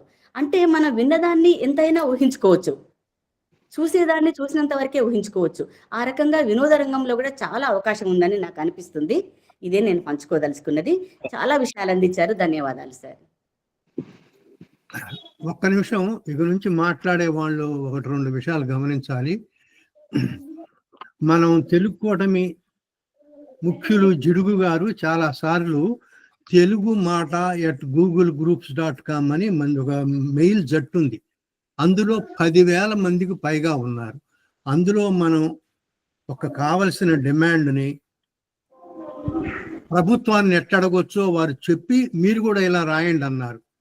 అట్లనే తెలుగులో పేరు పలకలేకపోతే కొట్టు దగ్గరికి పోయి మంజుల వావిలాల కొంచెం నువ్వు చప్పుడు కానికుండా చూడమ్మా, తెలుగులో పేరు పలకలేకపోతే పోయి అడిగి పెట్టించండి, వాళ్ళ ముందు ప్రోత్సహించండి, లేకపోతే మీ మీద కేసేస్తామనండి. దాని మీద ఫైన్ ఉంది. శ్రీకాకుళం నుంచి అనంతపురం దాకా కొట్టు పేరు పలకలో కొట్టు పేరు తెలుగులో లేకపోతే 50,000 జరిమానా వేస్తారండి. దానికి ఎందుకు కదలలేదు మనం? అట్లే జిడుగు గారు మంత్రుల, ముఖ్యుల ఫోన్ సంఖ్యల్ని, ఐడీలు, మెయిల్ ఐడీలు లాంటివి కూడా ఇచ్చారు. మీరు నేరుగా కూడా వాళ్ళతో మాట్లాడచ్చు. చేపలుకు వెరసు ఫోన్ సంఖ్యని మీరు తెలుగులో ఎంతమంది చెప్తున్నారండి? జనం ఎట్లా నమ్ముతారు మనకు నిజంగా తెలుగు మీద ప్రేమ ఉందని? మన చూసి మన మాటలను చూసి వీళ్ళు తెలుగు సైనికులు రాని వాళ్ళ మనసులో వెంబడే పడాలి. జిడుగు గారు ఇంకొకటి మాట కూడా చెప్పారు. ప్రాధికార సంస్థని ఆంధ్రప్రదేశ్లో పెట్టాలి అని. ఆంధ్రప్రదేశ్లో 2017లోనే పెట్టారు, కానీ దానికి మనిషిని పెట్టలే. తర్వాత ఆయన ముఖ్యమంత్రి, ఆయనకి తెలుగు అంత ప్రాముఖ్యత లేదు కాబట్టి ఆయన పెట్టలేదు. ఇప్పుడు కూడా పెట్టలేదు, మళ్ళీ పెట్టి కొత్త ప్రభుత్వం వచ్చే 7 నెలలు అయింది. కానీ అట్లనే తెలంగాణలో అది కావాలి. అది కర్ణాటకలో ఉంది, ఇతర దేశాల్లో, ఇతర రాష్ట్రాల్లో ఉంది. వాళ్ళు లేకపోయినా అలా చేస్తున్నారు. ఇప్పుడు తెలుగుకోవటం ఉందండి. తెలుగుకోవటం అనేది చాలా ఎక్కువ స్థాయి గల మనుషుల నుంచి 470 మంది ఉన్నారు. తెలుగు వెల్లువలో ఒక 300 మంది ఉన్నారు. జనం ఎంతసేపటికి మాట విని పోయి పడుకుందామనే తప్ప పని చేద్దామనే వాళ్ళల్లో ఈ 700 మందిలో ఎంతమంది పని చేస్తున్నారు, అది మనకి పరిశీలన చేయాలి మనం. ఇప్పుడు ఈ సమావేశంలో కూడా ఎంతమంది వచ్చారు? ఒకే స్టేజ్లో అయితే 42-43 మంది వచ్చారు. మొత్తం కలిసి 50 మంది కన్నా ఎక్కువ రాలేదు. మిగిలిన వాళ్ళు ఎందుకు రావటం లేదు? ఏదో చేతికి వచ్చింది, ఆడ వాట్సాప్లో రాసేస్తారు, చేతి విరేచనాలు మన మొహం మీద విసురుతారు, అంతే. తెలుగు సాహిత్యం కోసం పనిచేయటం మంచిదే, కానీ అది సరిపోదు. తెలుగు అమ్మకి అంతకన్నా జబ్బు పెద్ద ముదిరింది. ఖచ్చితంగా మీరు మందులు ఇవ్వాల్సిందే, ఉద్యమంలో పాల్గొవాల్సిందే. యూట్యూబ్లో మన ఈ వీడియోలన్నీ వస్తున్నాయి. దానికి మనోళ్ళు తెలుగు నేర్పారు. తెలుగు అని రాసి తెలుగులోనే కొంచెం సందు వదిలి కూటమి అని రాస్తే మన వీడియోలన్నీ కనపడతాయి. అవి ఎందుకు చూడరు మీరు? కొన్ని చూడటానికి మీరు కుదరలే. ఇవాళ రంగనాయక్ గారు చెప్పిన ఉపన్యాసం చూసి ఇది చూడనోడు మూర్ఖుడు అనుకోవాల్సిన పరిస్థితి వచ్చింది. మీరు ఎందుకు చూడరు? చూసి బాగుంటే బాగుందని, లేకపోతే మీ వ్యాఖ్యలు ఎందుకు రాయరు దాని మీద? మొన్న పద్మావతి గారు రాస్తే ఆ వీడియోకి 600 మంది వచ్చి చూశారండి. అసలు మీరెందుకు కదలట్లేదు? ఎవరో బయట వాళ్ళు చూస్తున్నారు కాబట్టి. అందుకని నా విన్నపం ఏంటంటే, ఇక నుంచి మాట్లాడే వాళ్ళు పోయిన రచ్చబండ నుంచి ఈ రచ్చబండ వరకు నేను ఈ ఉద్యమ పని చేశాను, లేకపోతే చేయలేకపోయాను, ఈ రచ్చబండ నుంచి తర్వాత రచ్చబండ వరకు ఈ ఉద్యమ పని నేను చేస్తాను అని చెప్పే ఇక మీరు ప్రశ్నలు వేయాలి. కానివ్వండి. శుభ సాయంత్రం అండి. వావిలాల మంజుల. చాలా చక్కగా చెప్పారండి. అమ్మా నువ్వు ముందు ఏం చెప్పాలి? ఈ సమావేశం వరకు ఇది చేశాను, వచ్చే సమావేశంలో ఇది చేస్తాను అని చెప్పాలని అడిగానుగా. అది చెప్పకుండా నువ్వు ఏదో మాట్లాడతాను.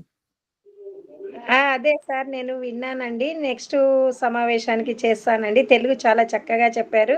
నేను ఈ మధ్యలోనే వింటున్నాను కాబట్టి అందుకనే నాకు తెలియదండి. There is no Telugu, there is no వెలుగు అని అన్నారు కదా, అందుకనే తెలుగు లేకపోతే వెలుగే లేదండి. అమ్మా ప్రశ్న వేయి తల్లి.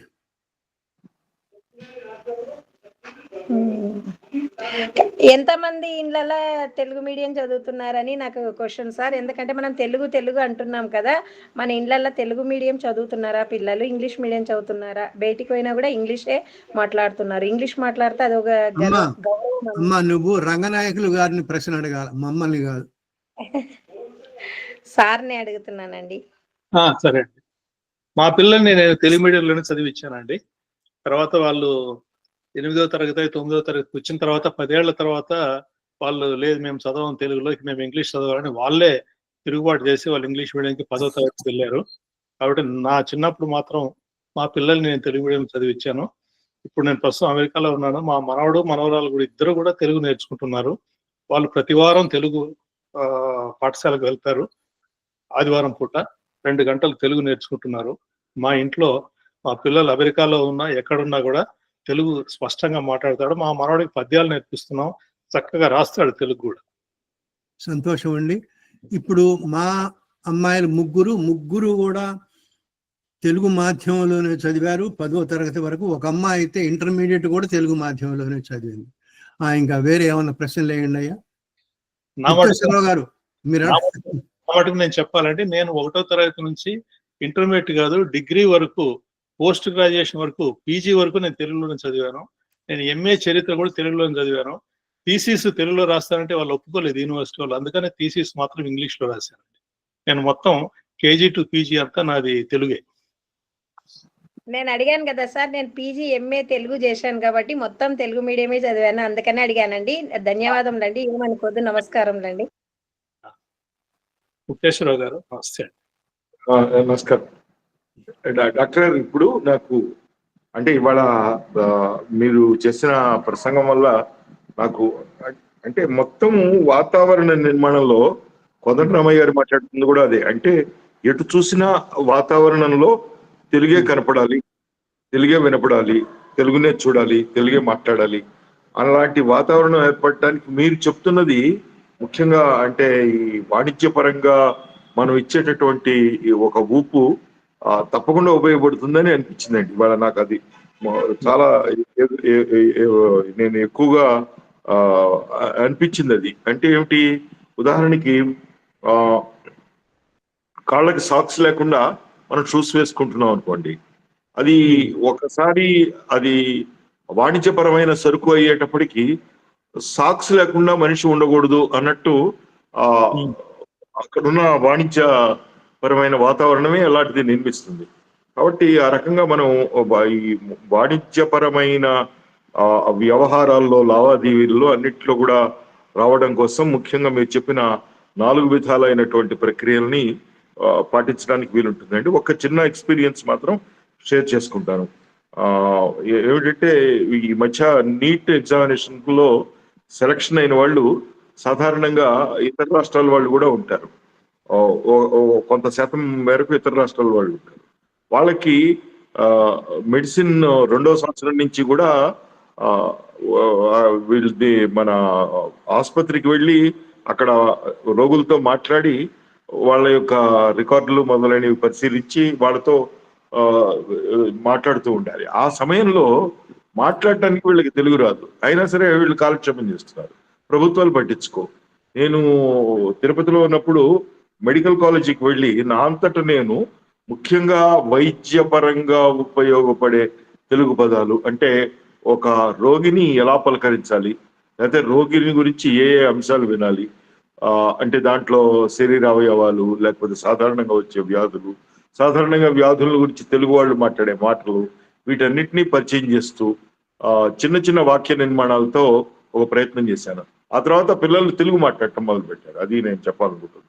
ఏ ప్రయత్నమైనా మనం ప్రయత్నం అంటూ చేస్తే అది కొంచెం శాస్త్రీయ ప్రాతిపదికగా చేస్తే చాలా బాగుంటుంది. ఇవాళ మాకు ఒక కొత్త చూపుని, కొత్త దిక్కుని చూపించినందుకు మీకు ధన్యవాదాలు. సంతోషమయ్యా, నమస్కారం. సుర్పాణి గారు మాట్లాడాలి. నమస్కారం అండి. ముందుగా కోదండరామయ్య గారు చెప్పినట్టు చిన్న మాట, కల్ట్ అని ఒక దేశవ్యాప్తంగా వాళ్ళు వ్యాయామశాలలో అవి ఉంటాయండి. వాళ్ళు కల్ట్ అని లా కింద టావత్తు పెట్టడం అనేసి లా ఏమో పొల్లు పెట్టి టా కూడా పొల్లు పెడుతున్నారు. మీకు అర్థమైంది కదా నేను చెప్పింది? అయ్యా, అట్లా మీరు పోయిన 15 రోజులు ఏం చేశారు, రాబోయే 15 రోజులు ఏం చేయబోతారు, ఆ మాట చెప్పే మీరు మాట్లాడాలి. అదే అండి, అదే. ఇప్పుడు అంటే ఆ ప్రకటన అలా రాస్తే పర్వాలేదు అనుకుంటే వదిలేస్తాం, లేకపోతే ఆ కల్ట్ వాళ్ళని నేను చెప్పి అది మార్పిద్దాం అనుకుంటున్నాను. అది దేశవ్యాప్తంగా ఉంది. అది మనకు ప్రకటనల రంగంలో రంగనాయకులు గారికి కూడా అనుభవం ఉంది కాబట్టి అది చెప్పగలిగితే మీకు అర్థమైంది కదండి నేను చెప్పింది. ఆ సమస్య అది చూడడానికి నాకు చాలా ఇబ్బెట్టుగా అనిపించింది. నేను వాళ్ళకి సంవత్సరానికి 15,000 ఇస్తున్నాను. నేను ఎందుకు ఇవ్వాలి? వాళ్ళు సరిగ్గా తెలుగు రాయకపోతే దాన్ని ఒప్పుకోవచ్చా? ఇక అది కూడా అంటే మరి ఈకలు బిగినట్టు అట్లా ఉందంటారా రంగనాయకులు గారు? ఎట్లా రాశారు అది? కైట. ఇప్పుడు కల్ట్ అంటే మనం తెలుగులో కల్ట్ అని రాస్తే కా రాసి లాకు పొల్లు పెట్టి టాబత్ రాస్తాం కదండి, అలా కాదు. లా పొల్లే టా పొల్లే అట్లా.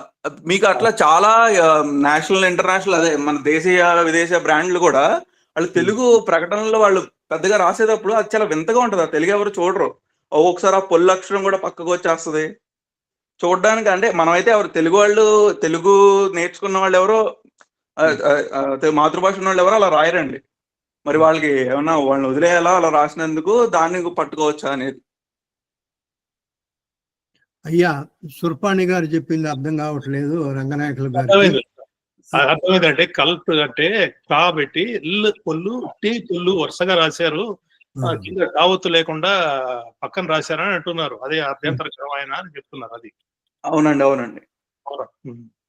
అంటే ఉచ్చారణలో, భాషలో అక్షరాలు, ఆ అక్షరానికి ఉన్న ధ్వని లేదా వర్ణానికి ఉన్న ధ్వని మనం తీసుకున్నప్పుడు నిజానికి పొల్లక్షరాలు మన భాషలో చాలా తక్కువ. అన్ని మన అజంత భాష కాబట్టి చివరిలో పొల్లు దాదాపుగా ఉండదు ఎక్కడా కూడా. ఎక్కడో చాలా అరుదుగా ఇతర భాషల పదాలు వచ్చినప్పుడు మాత్రమే ఈ అలవాటు చేస్తున్నారు. అసలు కల్ట్ అనే పదమే మంది కాదు. అట్లాంటప్పుడు మీకు అభ్యంతరం ఏముంది? దాన్ని వదిలేయండి. మన భాషలో ఏదైనా తప్పులు చేస్తే మనం పట్టుకుందాం. విదేశీ భాషను తీసుకున్నప్పుడు ఇంకా ఆంగ్ల భాషను తీసుకుని ఆంగ్ల భాషని లిప్యంతరీకరణ ఎలా చేస్తున్నారనే దాంట్లో మనం దీంట్లో స్థాయీకరణ మనం చేసుకుందాం. దీన్నే స్టాండర్డైజేషన్ అంటాం. ఈ లిప్యంతరీకరణలో ఇప్పుడు తెలుగు అకాడమీ తర్వాత కూడా చాలా ఇందులో ఎన్నో సూచనలు చేసింది. ఇప్పుడు కాఫీ ఎలా రాయాలి, మనం కాపీ అని రాస్తాం. ఫా అన్నప్పుడు చిన్న ఒక సున్న లాంటిది పా కింద పెట్టండి అన్నారు. దాన్ని ఎవరు పాటించడం లేదు. కాబట్టి కొన్ని అచ్చు వేయడంలో రాయడంలో అనేక ఇబ్బందులు ఉండవచ్చు.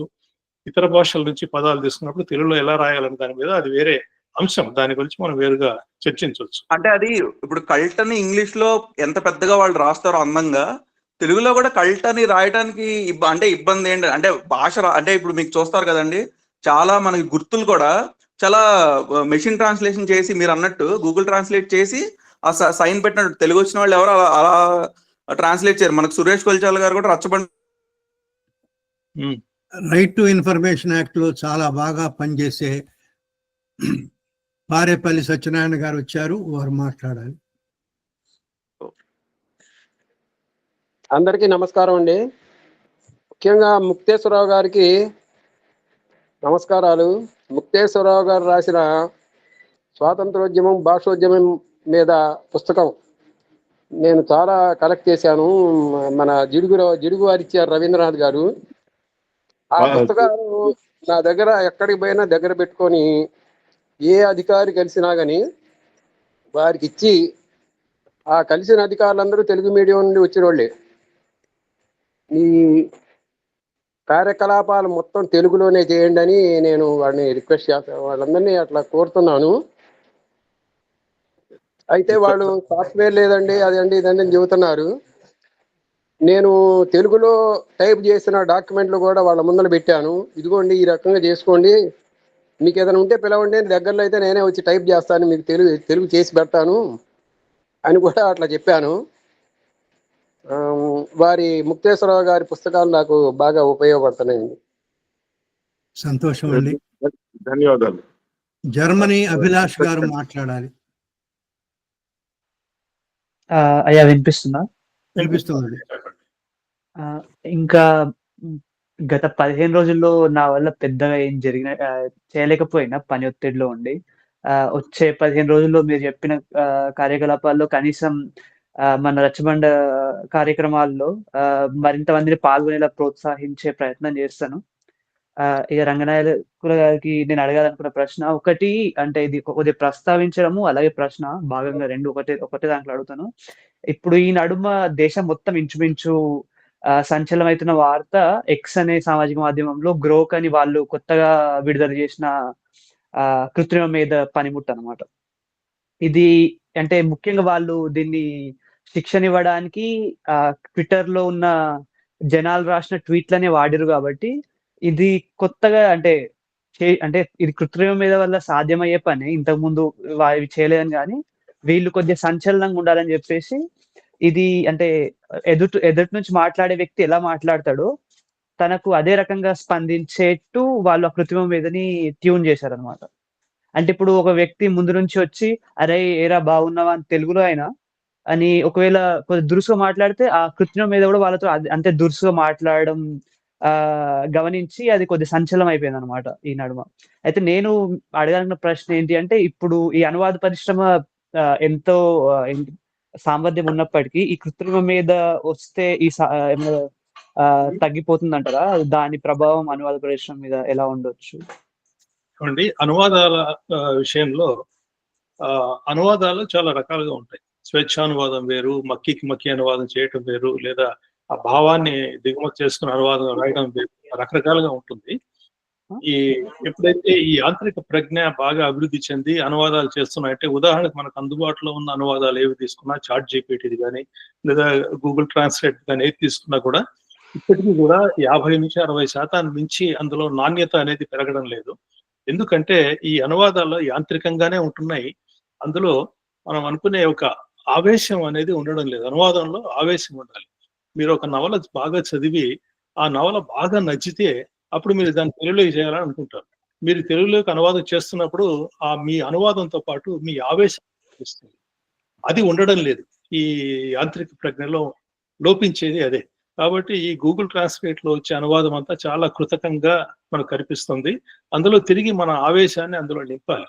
కాబట్టి భవిష్యత్తులో ఈ లార్జ్ లాంగ్వేజ్ మోడల్స్ ఇంకా అభివృద్ధి చెంది తర్వాత మీరు అన్నట్టుగా ఆవేశాన్ని కూడా ఈ కొత్తగా పెట్టే యాంత్రిక ప్రజ్ఞ ఆవేశాన్ని కూడా జోడించి ఇంకా చక్కగా అనువాదం చేస్తుంది అనుకుంటే అది కూడా 100% ఎప్పటికీ ఉండదు. అది కేవలం 90% వరకు రావచ్చు. ఆ మిగతా 10%లో మాత్రం మనిషి యొక్క సృజనే అందులో కీలకంగా ఉంటుంది. కాబట్టి అనువాదకులకు భవిష్యత్తులో ఇదంతా దీన్ని ఏమంటామంటే ఆంగ్లంలో క్రియేటివ్ డిస్ట్రక్షన్ అంటారు. అంటే అభివృద్ధి చెందే కొద్దీ వాళ్ళకు ఉద్యోగాలు పోతాయి, వీళ్ళకి ఉద్యోగాలు పోతాయి అనుకుంటా కానీ కొత్త ఉద్యోగాలు అనేకం వస్తూ ఉంటాయి.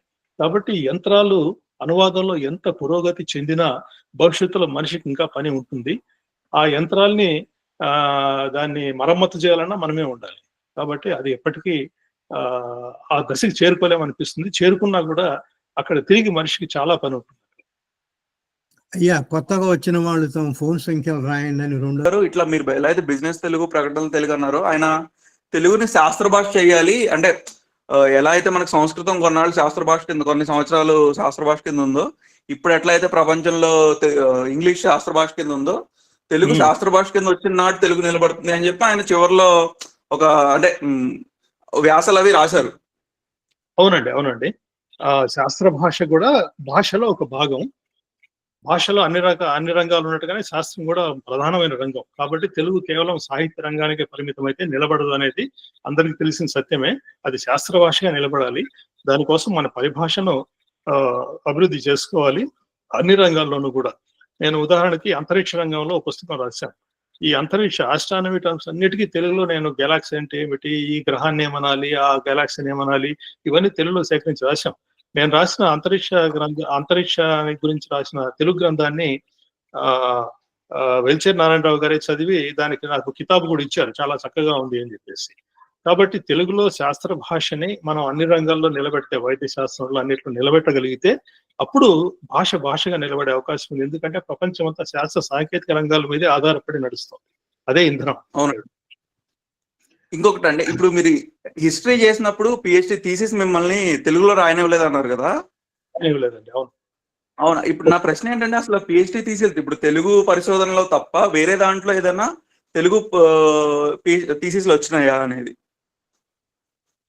తెలుగులో తప్ప వేరే రంగాల్లో అది చూడాలి. ఆంథ్రోపాలజీలో నాకు తెలిసి నేను చాలా పిహెచ్డి థీసిస్ నేను చూశాను, పరిశోధన పత్రాలు దాదాపుగా అన్ని ఆంగ్లంలోనే ఉంటున్నాయి.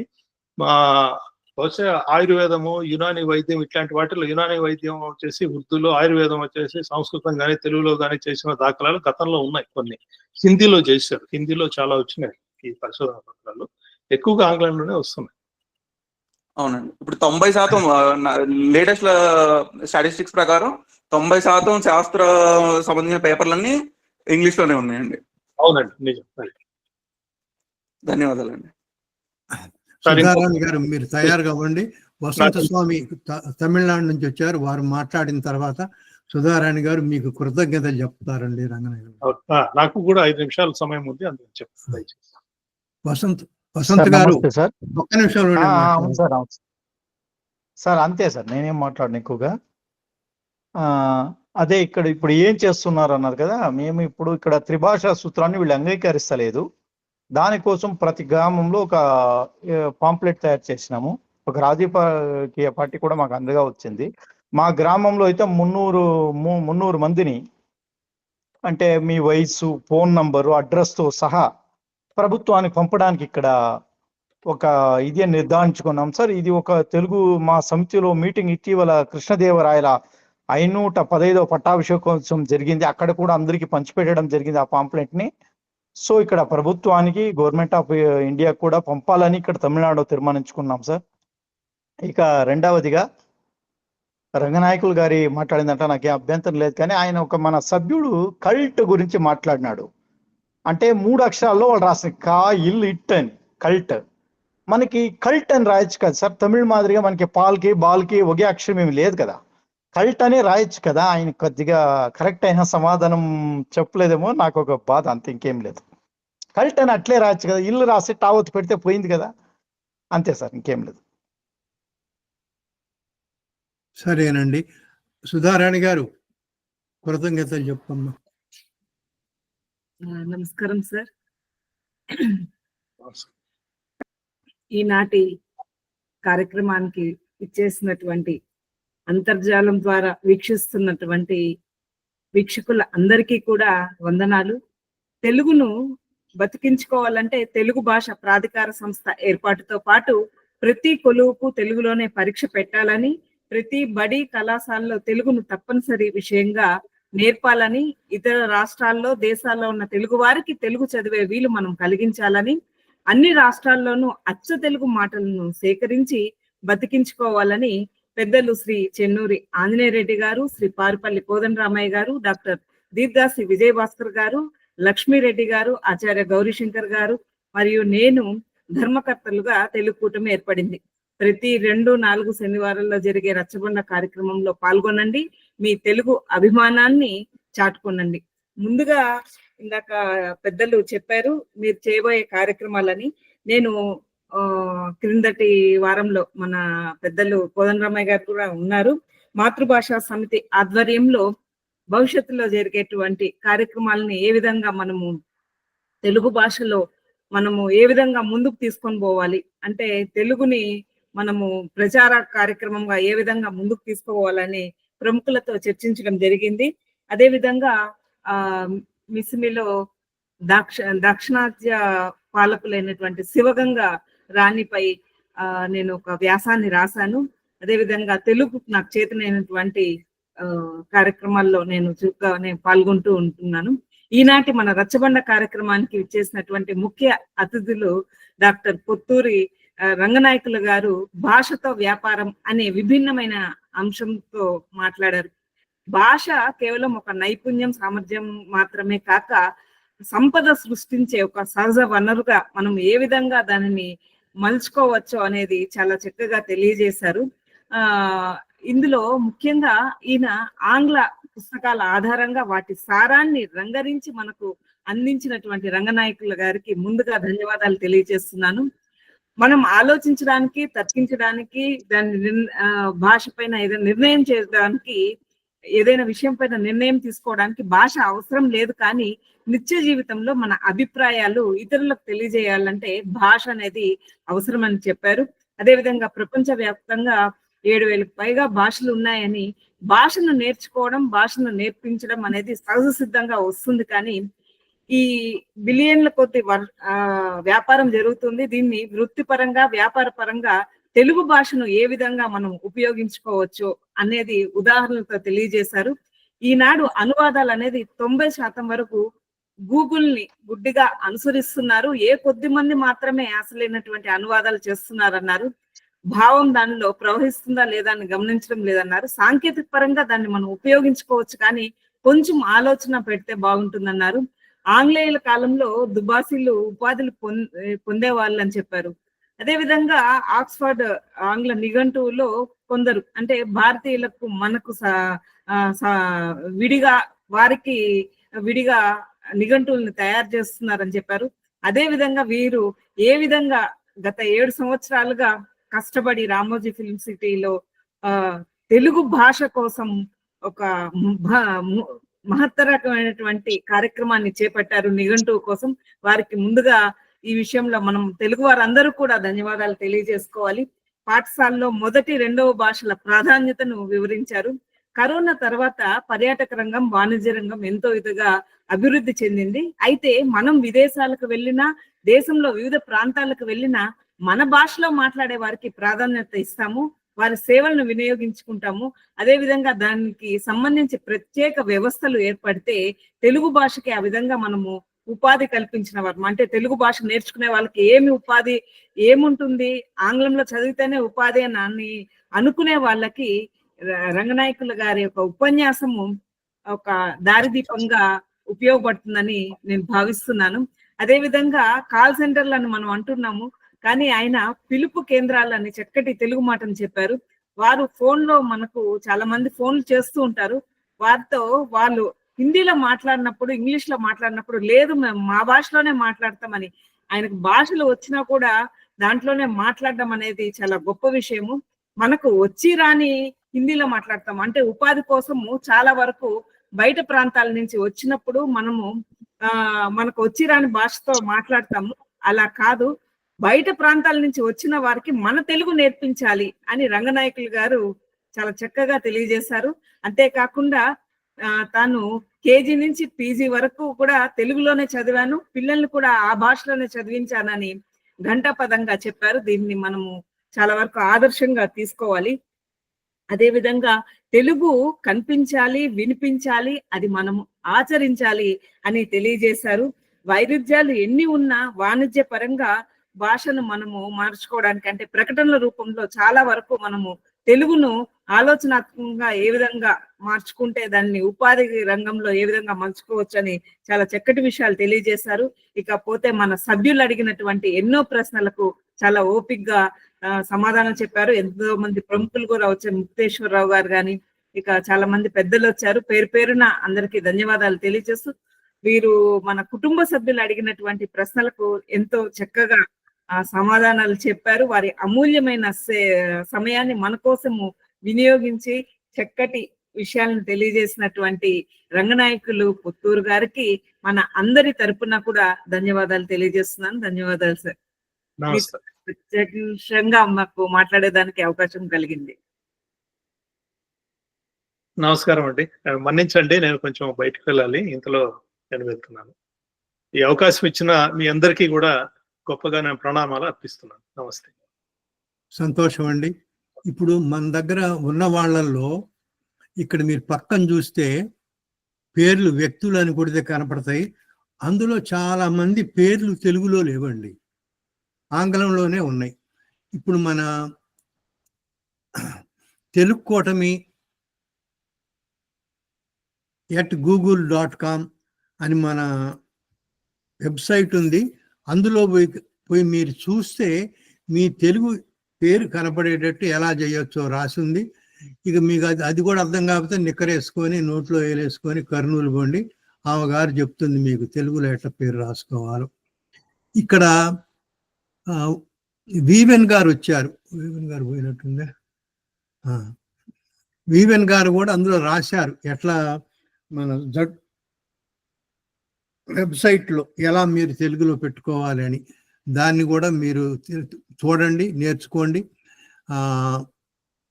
ఇంకా పోతే ఈసారి మీరు వచ్చేటప్పటికి ఇంకా తెలుగు అభిమానులను పట్టుకొని ప్రతి మనిషి ఇంకొక మనిషినన్నా తీసుకొని రావాలని గట్టిగా అనుకోండి. కొత్తగా వచ్చారు, ఉదాహరణకి ప్రసాద్ హైదరాబాద్, ప్రవీణ్ కుమార్, ఉమాపతి గారు పాతవారే, చౌదరి యార్లగడ్డ నంబర్ రాశారు. మిగిలిన వాళ్ళు కూడా దయచేసి మీ ఫోన్ సంఖ్యల్లో రాయండి. ఇంకేమన్నా ఏదైనా చెప్పదలుచుకుంటే చెప్పండి.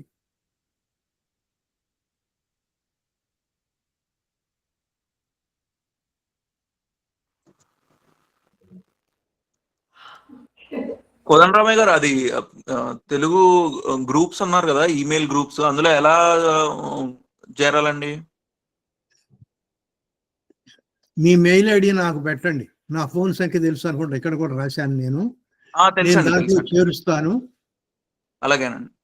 10,000 మందికి పైన ఉన్నారండి జనం ఇప్పుడు. అంటే మీరు సగటుగా వాట్సాప్ జట్లలో 100 మంది ఉంటారు. సరే, ఎప్పుడో 400-500 మంది ఉంటారు, కానీ 50-20 మంది కూడా ఉంటాయి. సరే, సగటున 200 వేసుకున్నా కానీ మీరు 50 మెయిల్ వాట్సాప్ గ్రూప్ పంపే బదులు అక్కడ ఒక మెయిల్ పెడితే అంతమందికి పోతుంది. మిగిలిన వాళ్ళకు కూడా విన్నపం, మీ మెయిల్ ఐడీలు నాకు పంపండి, అందులో చేరుస్తాను. చేర్చినాక మీరు రాయొచ్చు. లేకపోతే తెలుగు మాట @googlegroups.comకి మీరు మెయిల్ కొడితే అది అక్కడ వెయిటింగ్ లిస్ట్లో ఉంటుంది. అక్కడ పోయి వాళ్ళు దాన్ని నడిపే వాళ్ళు ఉన్నారు, వాళ్ళకి చెప్తాను మిమ్మల్ని చేర్చమని.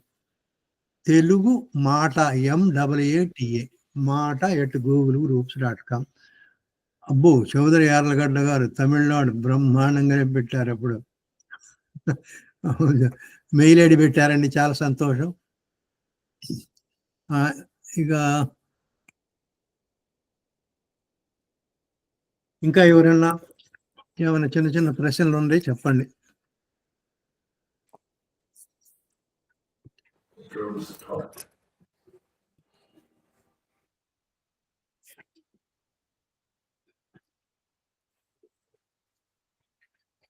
శివరామ్ pnr@gmail.com, వసంత స్వామి .వసంత.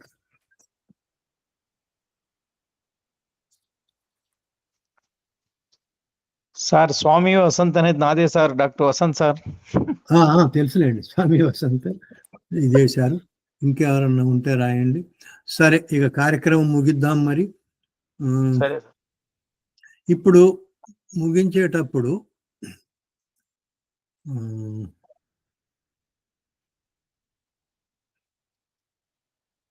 పద్మారెడ్డి గారు, అమ్మా కార్యక్రమం ముగించండి అమ్మా, ముగిద్దాం. అందరికీ నమస్కారం అండి. ప్రతి రచ్చబండలో చాలా కొత్త విషయాలు తెలుసుకుంటున్నాం. ఇంకా చాలా మనము స్ఫూర్తి పొందుతున్నాము. ఏదో చేయాలని మనము పరిధిని దాటి పనిచేయాలనేటువంటి స్ఫూర్తి ఈరోజు మనకు రంగనాయకుల గారు చాలా విషయాలు చెప్పింది సార్. నిజంగా తప్పకుండానే మీరన్నట్టుగా కొత్త వాళ్ళని నేను కూడా చాలా ప్రయత్నం చేస్తాను, ఆసక్తి ఉన్న వాళ్ళని భాష పట్ల చేర్చడానికి. ముఖ్యంగా మీరేం చేస్తున్నారన్న ఈ తదుపరి కార్యక్రమంలో తప్పకుండా నేను కూడా పంచుకుంటానని చెబుతూ ఇంత మంచి విషయాలు తెలుసుకున్నాము, చాలా సంతోషంగా ఉంది. ఈ కార్యక్రమాన్ని తప్పకుండా కూడా ఈ జట్టులో ఉన్న అందరూ కూడా పాల్గొనే ప్రయత్నం చేయాలని మరీ కోరుతూ కార్యక్రమం ఇంతటితో ముగిసిందని తెలియజేస్తున్నాను. నమస్కారం. నమస్కారం అమ్మా. ఒక చిన్న విన్నపం, ఇది మనకి వలగూడులో కనపడుతుందమ్మా, వలముడు కాదు, మన అందులో చెప్పాను కదా, అక్కడ పోయి చూడొచ్చు. ఈ వీడియోని చూడండి మీరు, తప్పకుండా దాని మీద వ్యాఖ్యలు రాయండి. ఇంతకుముందు చూసిన వాళ్ళు ఒక 600 మంది కూడా చూశారు. దీన్ని కూడా మీరు ఒకసారి చూసి మీ వ్యాఖ్యలు రాస్తే ఎక్కువ మంది చూస్తారు. ఎక్కువ మంది చూస్తుంటే ఇంకా దాన్ని చూసి ఇంకా ఎక్కువ మంది వస్తుంటారు. గుర్తుంచుకోండి. ఉంటాను మరి. నమస్కారం.